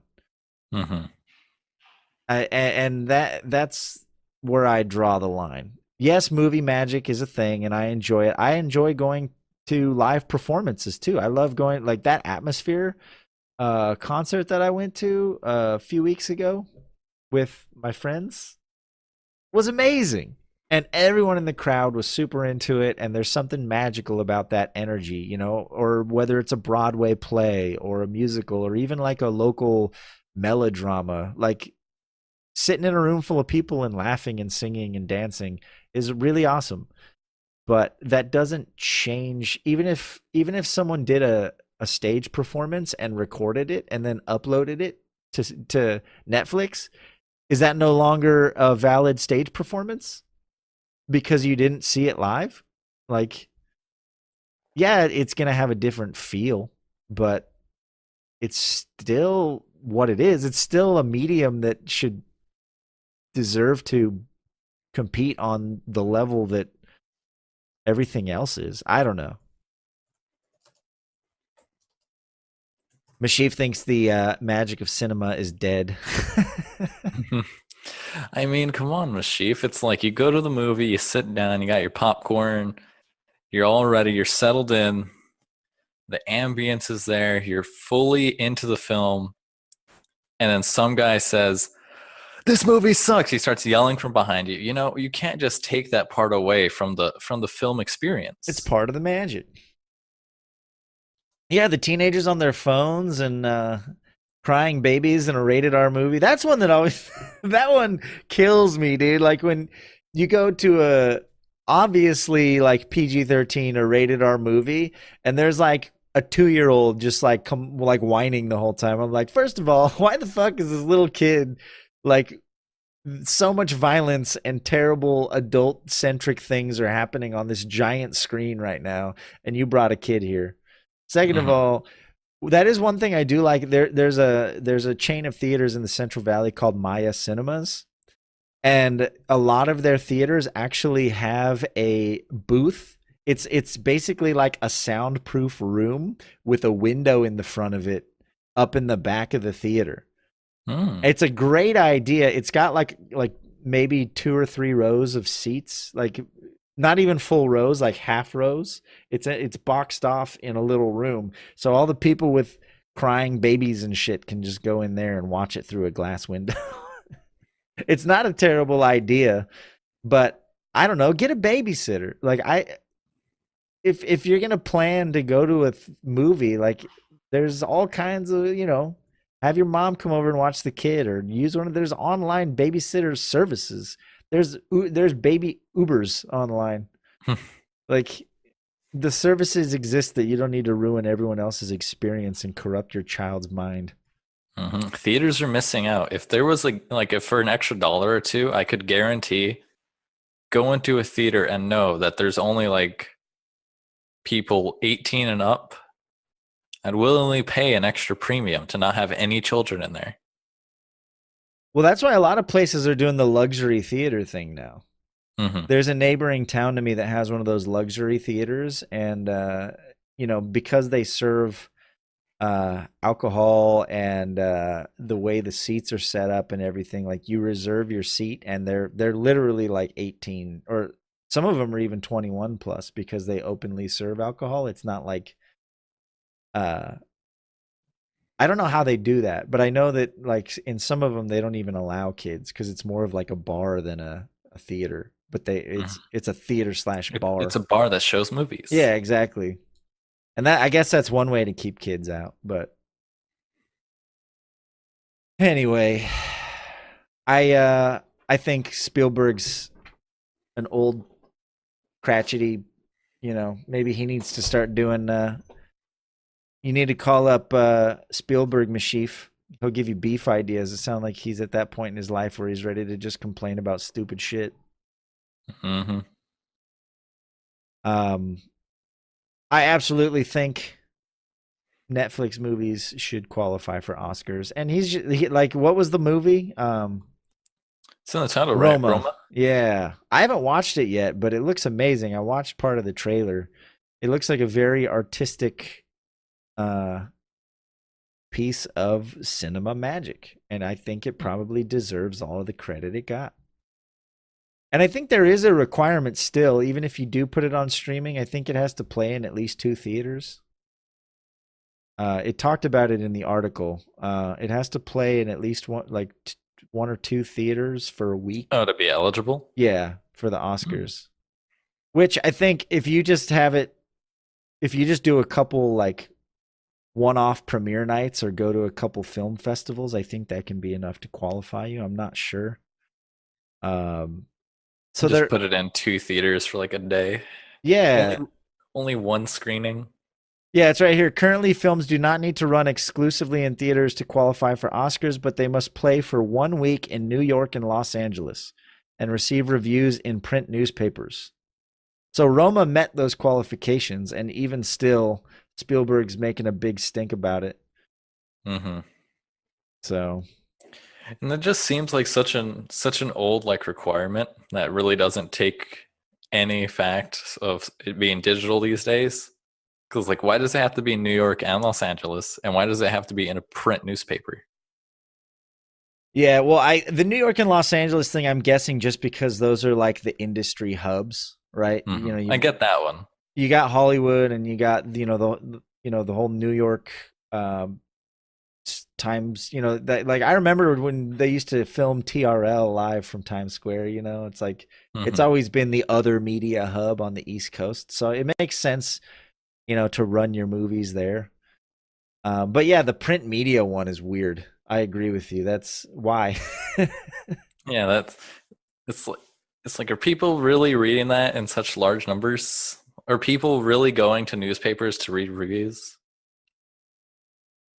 Yeah. It does. I don't know. TRL Live. I don't care if I'm dating myself. That was like a huge social. I remember like bands would like if you got your song on TRL Live, that was it. You made it. The the top 10 countdown. Now you could just go on YouTube and get 200,000 subscribers. TRL Live was like one of the last music centric shows they had on MTV. Like that was I remember that everything else was already like Sweet 16 and Real World and all that shit. Like TRL Live was the last genuine music top 10 like show on MTV, I think. And they held on to it for a while and then it was gone. And then they made four more When the music MTVs. left MTV. Yeah, I heard that they changed the name. Like supposedly legally, MTV doesn't even stand for music TV anymore. MTV Mm, is just its own name now. just media television. I get, yeah, I could be wrong, but I thought I Let's heard see. that somewhere. Yeah, because I remember younger and just like tuning on to MTV and just watching music videos. 'Cause that's Yeah, what they did. well, yeah, and then they had M2, and they were like, "We promise M2 is only going to show music. It's going to be all music centric content." And now M2 doesn't have any music left either. Like they're like, well, reality TVs get more ratings, and so they just eventually the music gets pushed out. But yeah, I think YouTube kind of replaced MTV in that respect. Hmm. Goddamn internet, just killing industries. Yeah, but making other ones.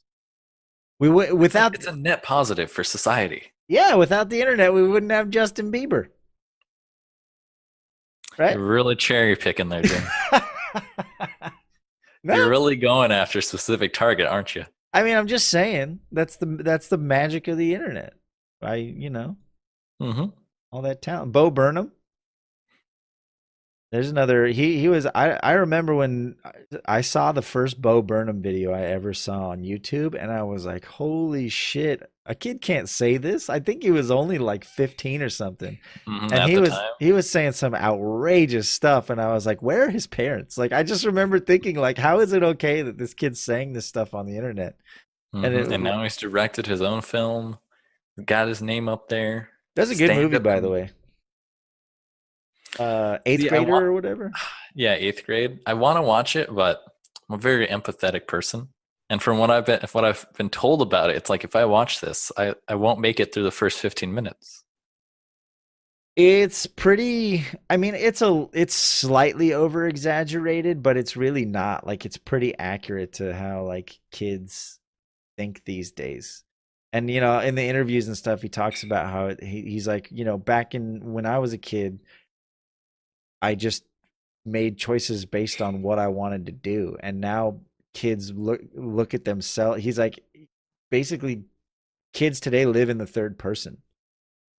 Like they always think about how do I look doing this, or could this make a good picture on Instagram, or like they're basically constantly examining their own lives and themselves with every choice they make because of like social media influence. Mm-hmm. Rather than just being like, I'm gonna eat this donut because it tastes good. Like You gotta take a photo of it first. right. Just Or the number of times my mom takes me out to eat something, like especially when I come back from when I'm at school, go back to eat something, food arrives, I start scarfing it down. She's like, Christian, I was gonna take a photo of that. I was like, you ordered your own food. I'll let you take a photo of your own food, but don't try to stop me from eating. yeah. No, that's crazy. I mean, and just like, rather than, I talk about when I was a kid, me and my friends used to just go out and skateboard all day. Nowadays, we'd all have phones in our pockets and it'd be like, hold on, take a video. I'm gonna do a kickflip. Like, rather than just practicing and skating around and having fun with your friends, it's all about like, A 30-second how can skateboarding clip. how can I make content out of this? How can I portray this online? It's every single thing, like the whole movies just demonstrates how everything they do, they think of through that filter. Mm-hmm. It's crazy. Yeah, they're always performing. Mm-hmm. Always. Especially when they see like some of the kids their age that are doing that stuff like on YouTube and are super successful, and they're like, well, like what's stopping me from doing that? Right. It's like it's not quite that simple. Yeah. Well, and it sets a really, we talk about um unrealistic image standards, right? We talk about, perfect models in magazines and all that stuff, Mm-hmm. unattainable beauty standards or whatever you call it. But the same thing is true, like what you're saying. Not only do they look at that and say, why can't I do it? But then if they're not successful at it, like, when all you ever see is the successful stuff, right? You see, Mm-hmm. like you said, you see the 11-year-old who can play guitar, who can play through fire and flames beginning to end. You see Instagram models who are taking trips to Bali and all this shit, and then like you don't see all the hard work or the negative stuff that they've went through to get there, and so you just look at that and say, well, why can't I have that? And then it just like instantly leads a lot of people down a road of depression because they see Mm-hmm. everyone happy all the time and successful, and they're like, well, I could do that. And then when they fail, they're just like, well, why can't I do that? Mm-hmm. Although I do like the recent trend towards body positivity, where there's a big subreddit called Instagram Reality, where they basically, if they want to call people out, they'll basically take someone from Instagram, say like Kylie Jenner, and like take what she looks like in an Instagram photo and then compare it to like another photo taken of her candid and Yeah. be like, oh, like this is how much fakeness there is. Or the better ones are when a model like has like the perfect photo at the right angle and then posts another image of herself just like being normal and being like, yeah, like this is what I actually look like. Yeah. Or another one that Lady Navio follows, this one account. It's she's a comedian, and she takes like these famous like sexy poses of models and she recreates them, but like with her own body and clothes. And, and obviously she like overdoes it a little bit, but she Mm-hmm. basically like tries to recreate it and it just looks terrible. Those ones are pretty funny too. Um, but yeah, I don't know. It's another one that's funny too is the one guy who has a compilation. I think might even have his own Instagram channel of him ruining other people's Instagram pictures. Where like they go to take their picture and he reaches over and like grabs their fork or their spoon and stirs it up right before they take their Oh picture. yeah, I've seen those. Those are pretty good too. Just like because it instantly like demonstrates how ridiculous it is, and how like the fact that they get so upset at him Mm-hmm. stirring their food while they're trying to take a picture. it's it's gold. I love it. I love me a good troll, especially one that shines a light on how ridiculous we are as human beings. So yeah, I think long story short, the internet success thing, I think it's good. And I think people are getting better at being honest about like you said, the other side of things. Hmm. Um, you know, as much as I have very mixed feelings about how mental health is talked about online, I think overall it's probably a good thing that people are being more open about that and the struggles that we all have in our lives, and you know, uh just like that. Yeah, sometimes shit's shitty, and sometimes Hmm. there's not even a reason for it. I just feel like crap today, and like those conversations are happening more, and it's not all just rose colored glasses. I think that's good. I think there's Especially when you think like no one, like you think to yourself like, oh, no one else is experiencing this, and then someone that like you possibly look up to is comes out and says like, yeah, I deal with the same issues. yeah. I think you have to be careful though, because there's always opportunists, and Oh yeah, you there know, was a better help. yeah, that whole better help thing, that was pretty. I think we kind of talked about it before, but that was kind of shady. And Hmm. they're not the only one. There are definitely services and individuals who will attempt to capitalize on other people's misery. So I think it's good that it's happening, but we need to be careful how we approach it and make sure that we're using uh, valid resources and tried and It's a tested very nuanced techniques. issue. Yeah, because There's no one size fit all solution. and I think it's also concerning when you've got streamers who are trying to be, psychologists. You have to be really Yeah. careful. It's one thing if it's like a friend or it's a one-off thing where you're like, "Hey man, like if you want to talk about it." But you see people go on Twitter and Twitch and stuff, and it's like, "If anyone has problems, don't kill yourself. Come talk to me and I'll make it better." Like you're not in any way qualified to help these people, and I think it's Mhm. really careful. It's one thing to be a friend and be a voice and to like give some good advice if you want to, but don't put it out there that you're some kind of like shaman. Like you're not. Yeah, especially because you're going to give some very surface level advice Right. that, if anything, could make the situation a lot worse. That's why it's really good when the people that actually know what they're talking about don't say, oh, don't come talk to me. They say, I can point you towards the resources that I think can help. Right. Yeah. So I think it's good overall, but I think we still do need to be very careful in how we approach it. And I appreciate that Bo Burnham bringing this back around. I think he's been very good and mindful about the way he approaches it, and he approaches it more from speaking from his own experience. Hmm. Um, even in his stand-up specials and stuff, like, yeah, there's a lot of satire and a lot of like poking fun, but there's a lot of reality in there too. Hmm. Like he explicitly calls it out in that one song, like the end of the special, where it's Yeah, like a lot of you guys are just gonna like sing along and laugh, but yeah, there's like actually a whole lot of like self-reflection and thought like into this that's actually like really affecting me. right. Or the one song where he goes into the whole Chipotle burrito thing, like, Oh yeah. there's some real shit in there, and he makes you think about it in a way that's not like him trying to solve the world's problems, but just like, hey, this is like how I feel about it. Hmm. And Especially when he like just straight up points out like it's not about a burrito. Like right. that's Right. just the medium of which that I am expressing this thought. Right, exactly. So I don't know. I like that. I think there are some smart ways to deal with it, and I think it's overall a good thing. And I think for me personally, podcasts have helped a lot with that. Like on your mom's house podcast, Christina Pajinski, she talks regularly about how she sees, how she goes to a psychologist like 3 times a week. Hmm. And she says I'm a comedian and all this stuff, but I have serious issues from my childhood. And she's like, Mhm. uh and she's a huge advocate for it, but she doesn't try and solve people's problems. She just kind of expresses like, this is what I deal with, and this is why I deal with it, and this is what I do to compensate for it, and there's nothing wrong with that. And I think that's like the perfect approach to it, is like, I do it and there's nothing wrong with that. Like everyone else should. If you've got issues, seek help.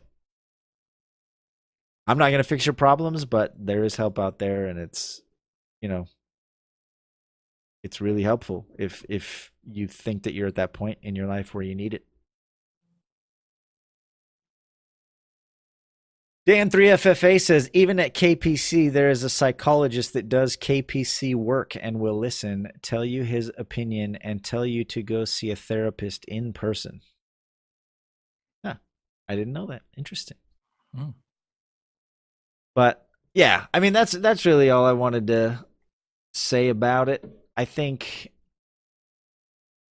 we can use the internet for good. And I think it is for now until I don't know what could possibly come after the internet. Like The internet too. but I mean as far as like interconnectivity, the only step after the internet that I can even think of is decentralized internet. Because Mhm. we still go through like government controlled DNS servers right now. And I guess that could be Internet 2.0 is if someone ever finds the magic bullet to decentralize the internet. But the internet's what we got for now. And I think, it's probably one of those things that's going to take 100 years before we're actually good at it. Like we're still in the wild west of the internet. And so there's a lot of learning that we're continuing to do. But I think we're making positive strides. And I think it is a tool for good. And I think, people like Bo Burnham wouldn't have had a voice otherwise. So I'm an optimistic person in general, though. So who knows? Maybe we're all just going to fucking kill each other. One day, when the great revolution arises, Yeah. just all get rid of technology, go back to the woods. Anyway, we could take a quick little break. We almost went for 2 hours. We didn't even do a beef yet. So we'll probably do a beef and call it after that. Maybe we'll throw in some April Fool's talk if we have time, but there were a couple fun ones. But I think we'll take a short break real quick. Go do what you gotta do, hit the bucket, drink your drink, smoke your smoke. And we got a hot, fresh, I have to download it still. We got a hot, fresh beef coming at you. Thank you guys for being here. A lot of familiar faces out there in chat. And if you're not here at twitch.tv/JimmyNavio hanging out with us, next time you should be here. We might even call you out or answer your questions. By the way, we're going to need a follow-up, Dan. You need to email hitthebucketpodcast@gmail.com and give us the play-by-play of how your date night went. We gave some solid advice. We need the edit. You know that when you edit your post and you give the follow-up. We need that. We need the deets. All right, break time. We'll be back in a minute. All right. We are back with some beef. It's been a couple weeks, and Sheaf's got some beef for us. For those who don't know, this segment of the show is called Sheaf's Beef. Our good friend Meshyf over at twitch.tv/Meshyf. He likes to channel his inner angry old man and give us two things that he is just not very happy about. He's going to give us some beef, and we get to decide which one is the beefiest, or which one do we think is the bigger issue. According to him, there is a right and wrong answer. So, we'll see if we win or not. And maybe he... Oh, wait, did we announce the winner? Anyway, I don't know if it's in this video or not, but we have a winner for the... Did he announce that last week? Anyway. Yeah, he did. Oh, yeah, that's right. He did. You're right. So it was Ogre Magi. I'm going to bring James back on here, and we're going to do the beef. And hope everyone in chat plays along. We want to know what you guys think is the bigger beef. And then we're probably going to call it a night. Because I got ranting again. This is already a 2-hour podcast. Dude, also my farts are like super gnarly right now. I think this transition to keto. I'm sitting in my stew, James. That don't sound good. It's not. Just thought everyone should know that that's my current state. Let's do this beef. I'm ready. You got it up? I do. All right, let me stop the music here. I just messaged him today. He won. Okay, cool. All right, here comes the beef. Let me get it back to the beginning. Whenever, are you ready? Mm-hmm. All right, on go as usual. 1, 2, 3, go. You need the beefiest of beefs, the sheefiest of sheeps. Then get yourself ready. Open up them buckles and eat some beef. It's sheep's beef. Welcome everyone to the ring. I'm your host, Meshyf, bringing you this week's hot and spicy beefs. We're going to put two contenders head to head and figure out which of the two is the absolute biggest beef of the week. Now, your first beef of the week is stubbing your toe.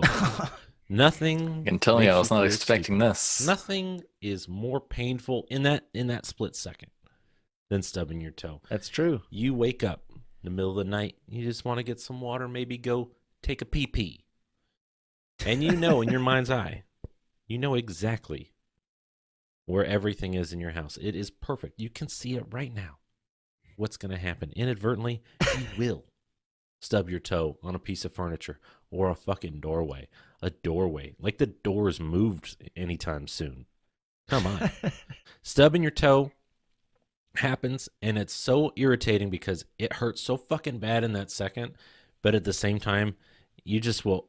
Everybody overreacts. Yep. Stub my toe. Right? Pretty It's not sure that that's big a deal. hentai.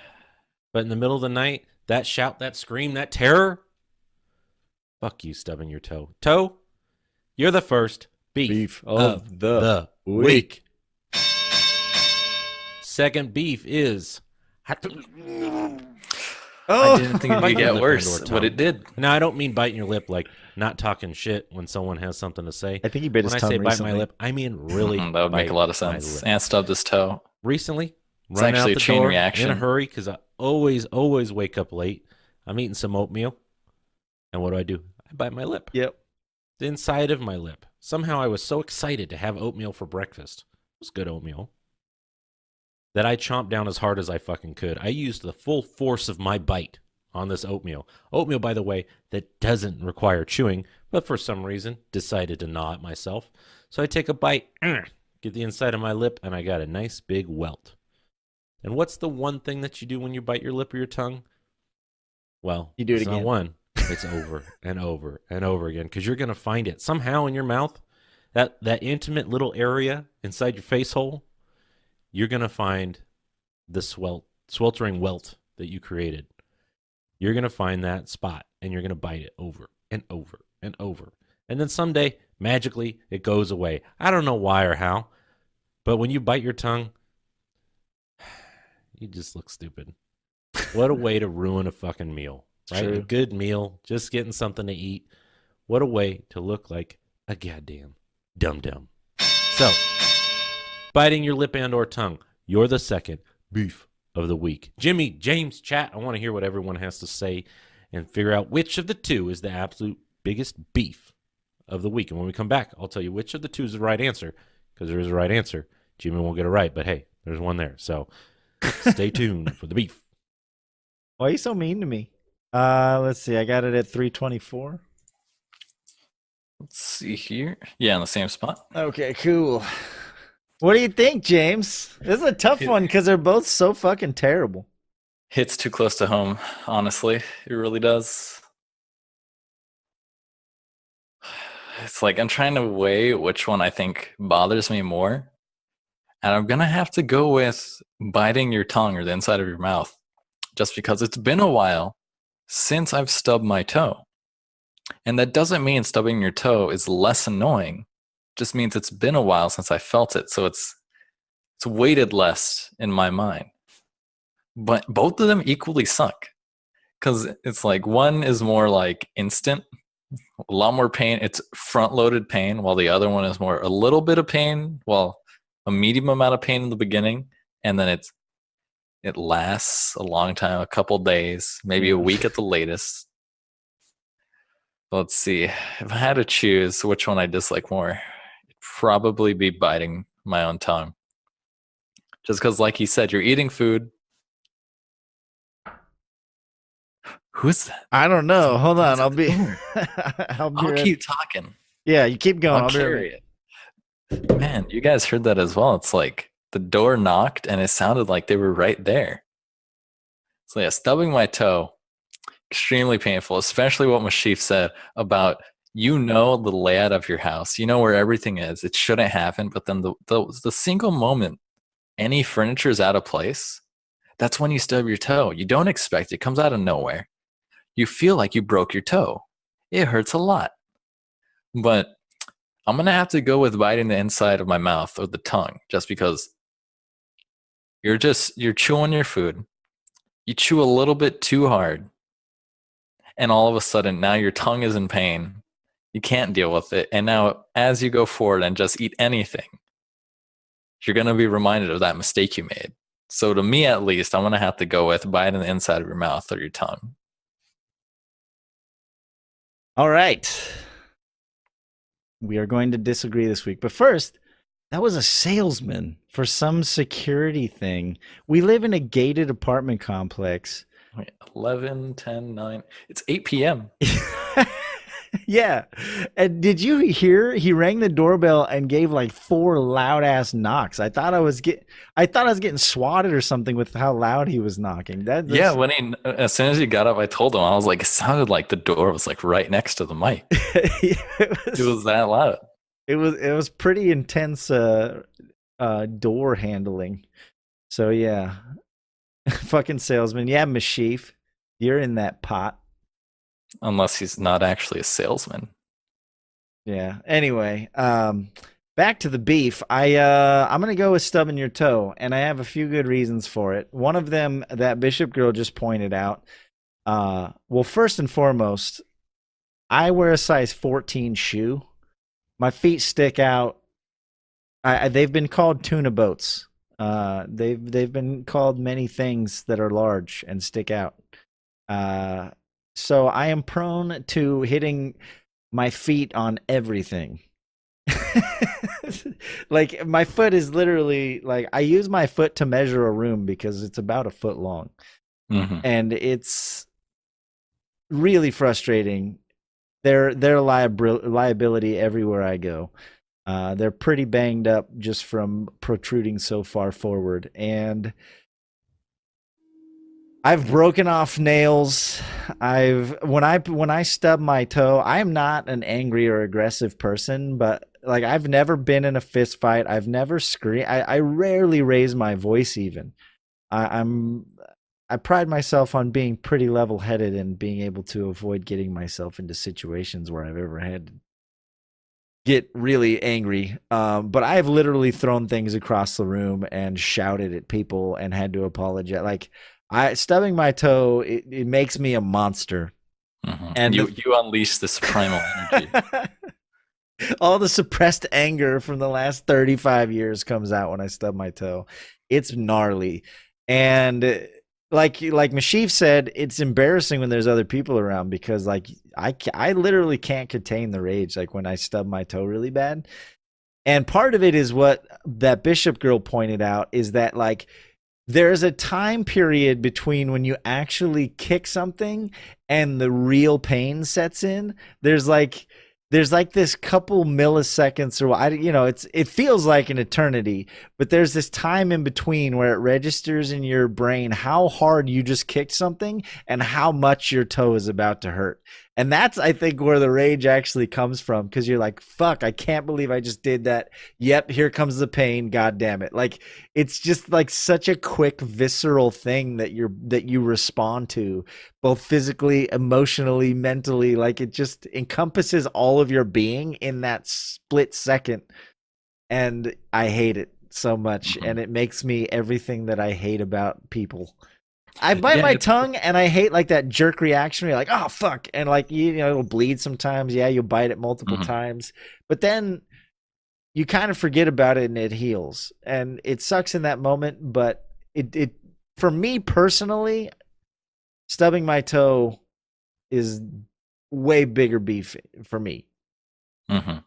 And it's a bit crazy too, how much you realize how much damage you can inflict on yourself when you're not conscious of it. Because if you just try to bite your tongue, like, oh, I'm gonna bite my tongue. Like, you can't really make it hurt. You can put a lot of pressure on it, but your head is like getting into like, oh, I don't actually want to cause any damage. But when you're unconscious and you're just walking somewhere in the dark, you don't think there's something in the way of your foot, so you swing it at full speed. Right.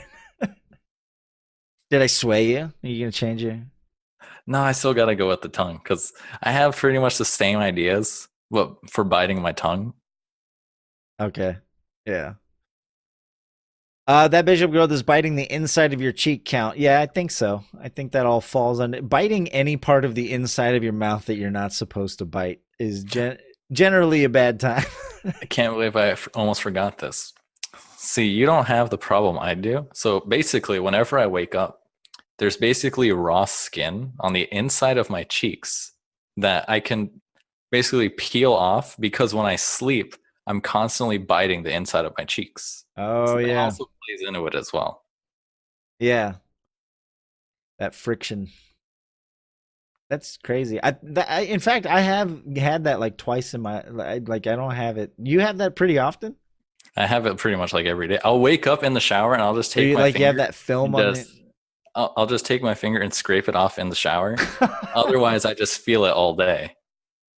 See, I used to. That was happening to me for a while, and I found out that it was actually like the toothpaste or like the mouthwash or something I was using. So I don't know, maybe something to look into. But Maybe.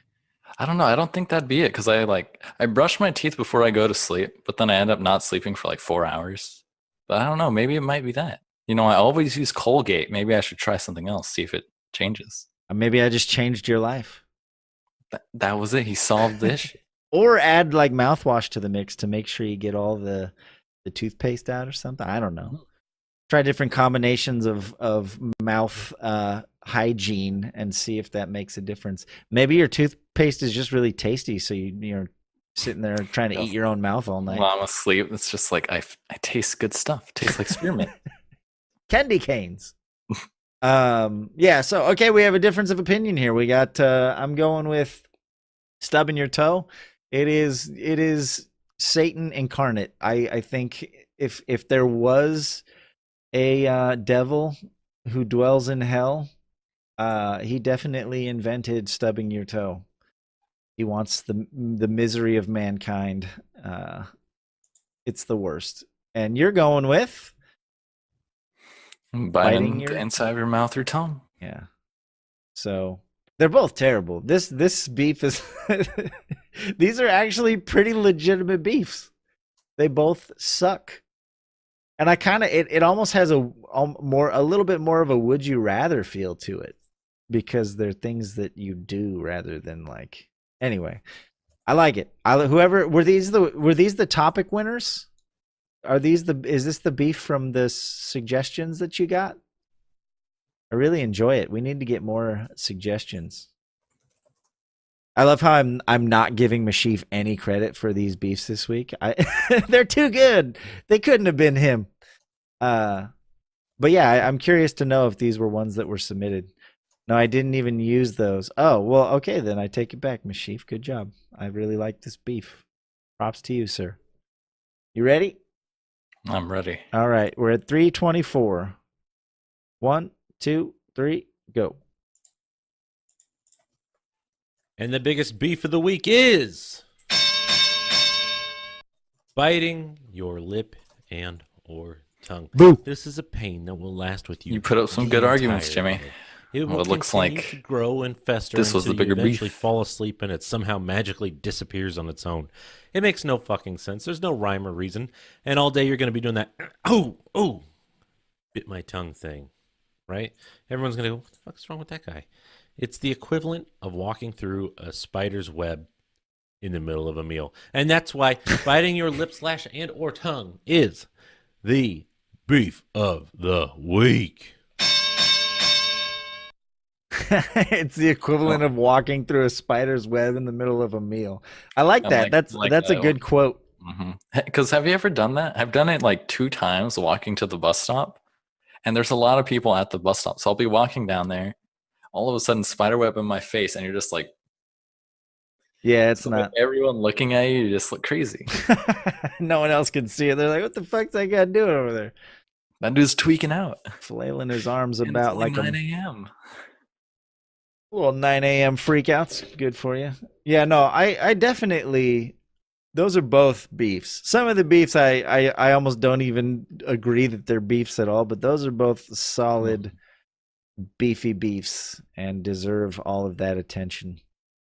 But I can see why you'd go with the stub your toe.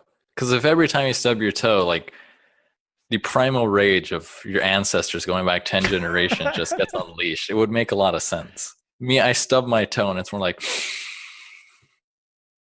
I just like breathe in really hard, just like the pain.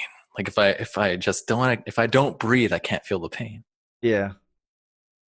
Maybe we should find some stub toe techniques.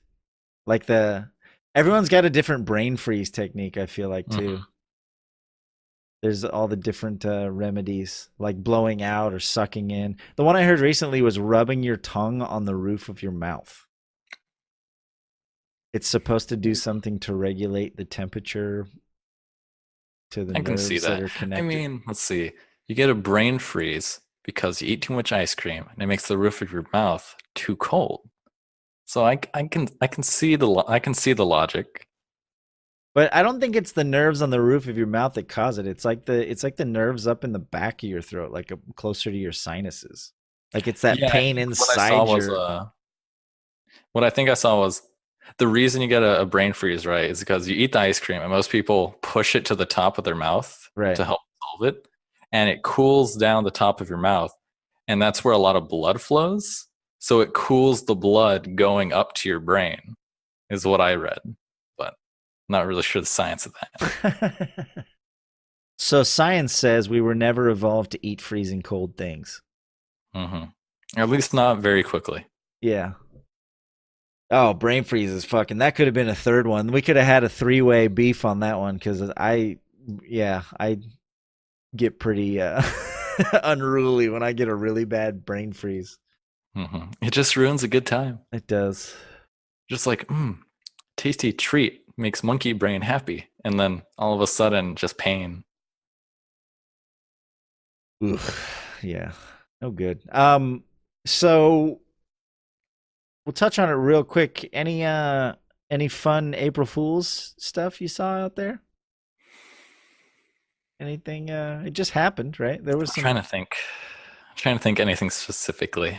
I know Rabbit, the sharing site for watching streaming stuff, basically went back to 2002 with like fluorescent text and stuff, and that one just annoyed me. Yeah. Luckily, I was in full screen, so I didn't have to see that. But I know Gator Pete was mad because they completely removed light theme from Discord for that one.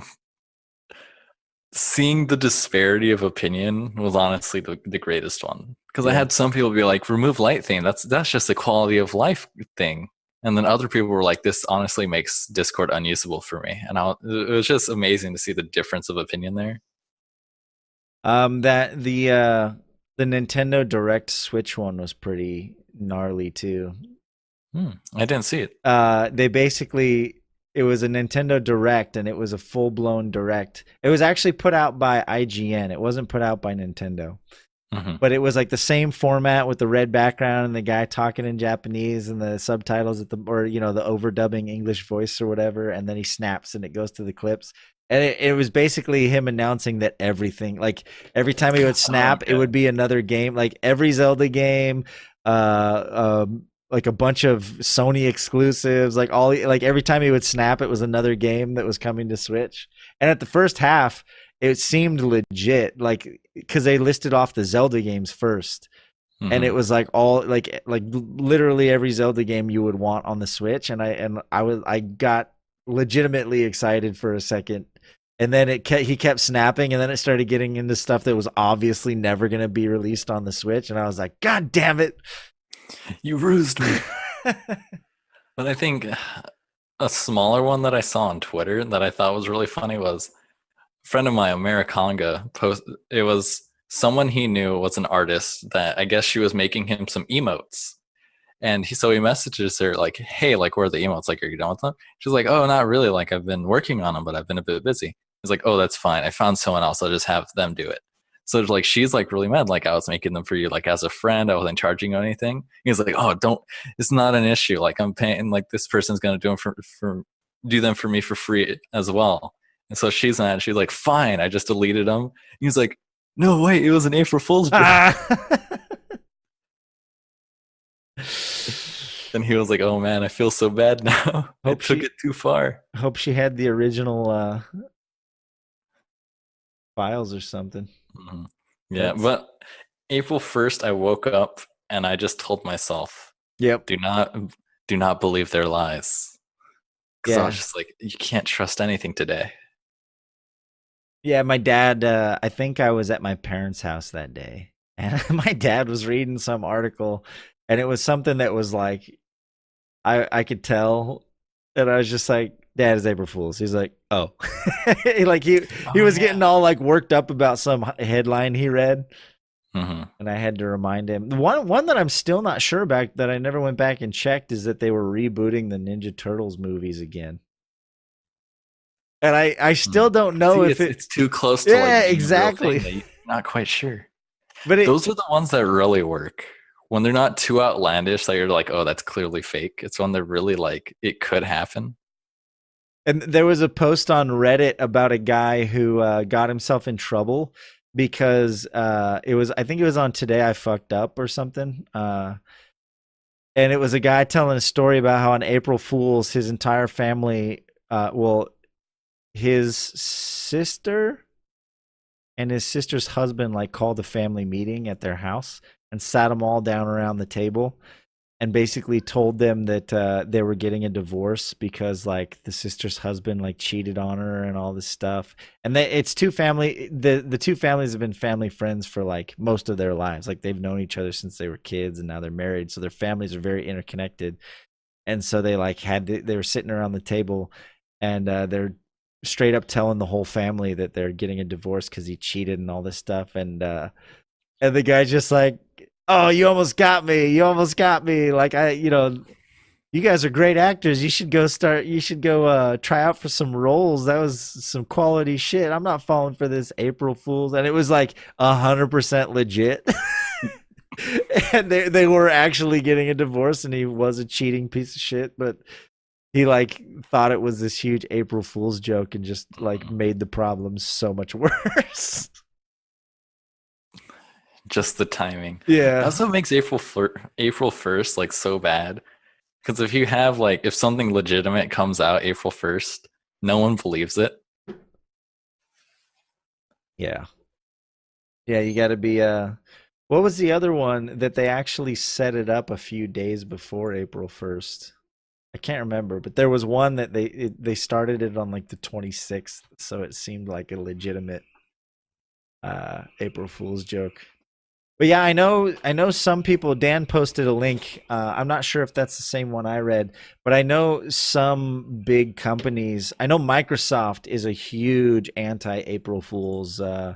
I think it was Microsoft. Is it Microsoft or IBM? It was one of the big tech companies, but they came out and said how basically these jokes need to stop, if for no other reason than from like a shareholder's perspective. Like it's creating a lot of issues as far as,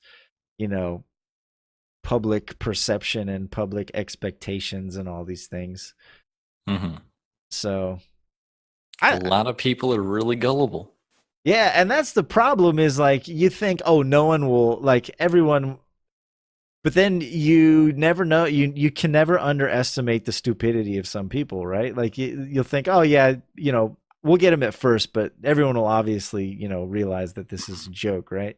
Yeah, it's clearly April 1st. You can't make that assumption though. Like what was the Think Geek one where they on April Fools they had the Tauntaun sleeping bag where it was like the animal on the outside, and when you unzip it, it's like the guts, like in the movie in Star Wars when he cuts the Tauntaun open to put Luke inside of it and all the guts spill out. They had on April Fools they had a sleeping bag and the zipper handle was a lightsaber and the insides was guts and it had like a Tauntaun head on it, and everyone was fucking pissed when they found out that it wasn't real, right? Because a bunch of people were trying to order it. And to the point where they actually made it. Like they were like, oh shit, I guess we got to manufacture these. People really want them. Mm-hmm. But it was supposed to be a big joke. I guess that's one way to gauge public interest. It's almost like a Kickstarter in a way. Yeah, because if no one likes it, you're like, haha, I got you guys. April Fool. You're right. And then it's just like off to the side, you're like, all right, dump the inventory. It's Get a rid of it. it's a get out of bad idea free card. Maybe, I don't know. I guess. But I don't know. I like it. I don't mind it. Some people there's always going to be people who fall for shit. There's always going to be some butthurt shareholder or guy who actually wanted to buy it, but You can't protect everybody. that's life, right? We don't need more safe spaces. Let us have our April Fool's holiday. Mm-hmm. Anyway, it was fun. There were some decent ones out there. And last thing I'll mention real quick before we go, I'm gonna have to start playing League of Legends ARAM again. Oh, those ARAM changes. Official announcement. They added banning. They added banning to ARAM. That's like the one thing that everyone's been wanting for the longest time. I mean, they added the player rotation thing, which was a huge quality of life improvement, but people were still like, yeah, but if there's a Ziggs, they're going to win the game. Like, there's just certain characters that have been overpowered. And so they added banning, and they also announced that they're going to start balancing ARAM. Mm-hmm. So, for example, Ziggs is getting a 15% power reduction just all around.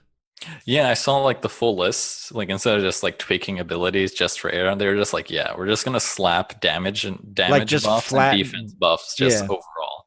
So like I know Akali was just like deals 15% more damage, receives 9% less damage. Right. So just stuff like that to make it work better. Right, because Akali was basically useless for the first half of any ARAM game until you can get like, if you can get to like your core like 3 items that you need to start assassinating people, or unless you get a few lucky like low life kills early in the game, you're basically useless, especially if the other team has like 2 or 3 ranged characters. So I think that's awesome. They also changed the boots. The way boots work is you get a speed boost now when you walk through when you go outside the map. But they also made it so that you can't. They made it like the blink dagger in Dota, where you can't activate it if you've taken damage within the last 3 seconds. So it's not a runaway tool anymore. It's not a get out of jail free card. It's an like they've basically forced it to be an initiating item. I don't have to walk through all their skill shots to get to them. Right. I can just run through the wall. Yeah, I can take advantage of the terrain to get the hop on them, but you can't use the item at all to get away. If you took damage within the last 3 seconds, you're fucked. So that's really cool. I think that's a really smart change. And then they basically are giving what's the angel wings item, the armor, Guardian Angel. That's the one. I couldn't think of the name. They're giving Guardian Angel the Yorick ult. The old Yorick ult. I don't know if you remember before the Yorick remake. I just can't remember it. You would cast your ult on one of your allies or yourself, and it would make like a little ghost of you. And then if you died, the ghost would come alive for like 5 or 10 seconds. So it's essentially kind of the same thing, where you, instead of resurrecting, you just survive for like 5 seconds with all your cooldowns reset. So that's really cool. Suicide Karthus is back. Dude, I already wreck face with Karthus and ARAM. Everyone plays him wrong. By the way, if you're ever playing ARAM, anyone out there, and you got Karthus, just max your little AoE tick, get the mask, and get a Sunfire cape, and just fucking YOLO into the enemy every single time you spawn. Don't try. I remember when that used to be the strat. Don't drop bombs. Like in ARAM, your AoE is as wide as the lane. Like just initiate over and over again, and you'll just melt their health, and they won't realize why they keep dying. It's so easy. I remember it was so sad when they removed revive as a summoner spell, because that was the strat. Revive, teleport, you run in, get yourself murdered, revive, teleport back in, do it again. Yeah, it still works in ARAM because the spawn timers are so much shorter. And then on top of that, you have your ult. And now, yeah, with Guardian, if you can fit, I don't know, his build is pretty specific if you want to do max damage. But if you could fit a Guardian Angel in there, maybe late game you just like sell your boots. I don't know. You're already immobile. It can't hurt. Yeah, that's true. Guardian Angel would just give you a few, like 5 extra seconds to just tick down that damage. Plus, on top of that, you've got your ult to make sure if there's anyone left after all that carnage, you just pop them off. I love Karthus. He's one of my favorite ARAM characters to play. Oh, in fact, a side note, me and my friend discovered that his AoE works while you're inside of Tom Kench. Mm-hmm. So even if you can't see it, right? You don't even see it. The Tom Kench just walks up with a Karthus in his mouth, and everyone dies. It's so good. See, I'm all excited now. I might have to play League after this podcast is over. I don't know, when do these changes come out? I don't know. I saw it's the it, next but patch. I don't know when. But yeah, a lot of the shit that people have been complaining about for a long time in ARAM is getting patched. So we're just one step closer to competitive ARAM, boys and girls. If that ever happens, I'm going to be a contender. I'm going to join a team. I've been playing nothing but ARAM for like 5 years. I'm stoked about the changes. And I like it. It says to me that they're paying attention to the fact that a lot of people enjoy ARAM. You know, they can obviously see the numbers, and they wouldn't be giving this much time and attention to it if people weren't playing it. You know, it's its own community entirely at this point. There's a lot of people that just play ARAM. Anyway, I think that was the last thing I was excited to talk about. I thought you posted a couple other things in there. Was there anything else you wanted to bring up? I posted a few things that I saw, but nothing that I was like, oh, I really want to talk about this. Oh yeah, on Humble Bundle, you guys can click my link or use my code and make sure you go buy the Humble Hot Date Bundle. It's all the sexy hot dating games that you've been waiting for. I know James has been really excited about it. It includes genital jousting, so you better jump on that one. Get all your creepy hentai alone time in. On I mean, come on, if it includes Sakura Spirit, I mean, you're missing out by not buying it. Yeah, exactly. All right, man. Well, podcast success. Hopefully, yeah. Gator Pete's in the middle of like completely renovating his entire house right now. Otherwise, he probably would have been joining us tonight. If you missed the beginning of the podcast, I'll announce it one more time. He's going to become a pseudo-regular guest. So in the next few weeks, we'll try and have him on again. And he's helping out a little bit behind the scenes as well. So we're excited to have Gator Pete join in our ranks. And if you've never watched a Gator Pete's stream, I'm pretty sure everyone here, at least on Twitch right now, knows who Gator Pete is. But if you're listening out there in podcast land, Gator Pete is a great Twitch streamer, very entertaining. If you give him a sub, he'll do a song and dance with a little magic rainbow action. He's a good friend. I've met him in real life, and he's just as friendly in person as he is on the internet. So go check him out sometime. It's twitch.tv/GatorPete. GatorPete. Exactly how it sounds.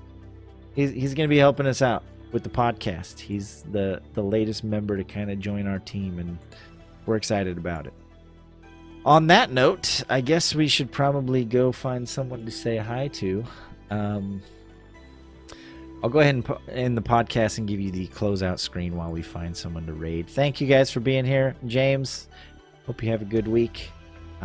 This should go up in the next few days once we get it edited, and we'll be back next week. I'm putting it out there.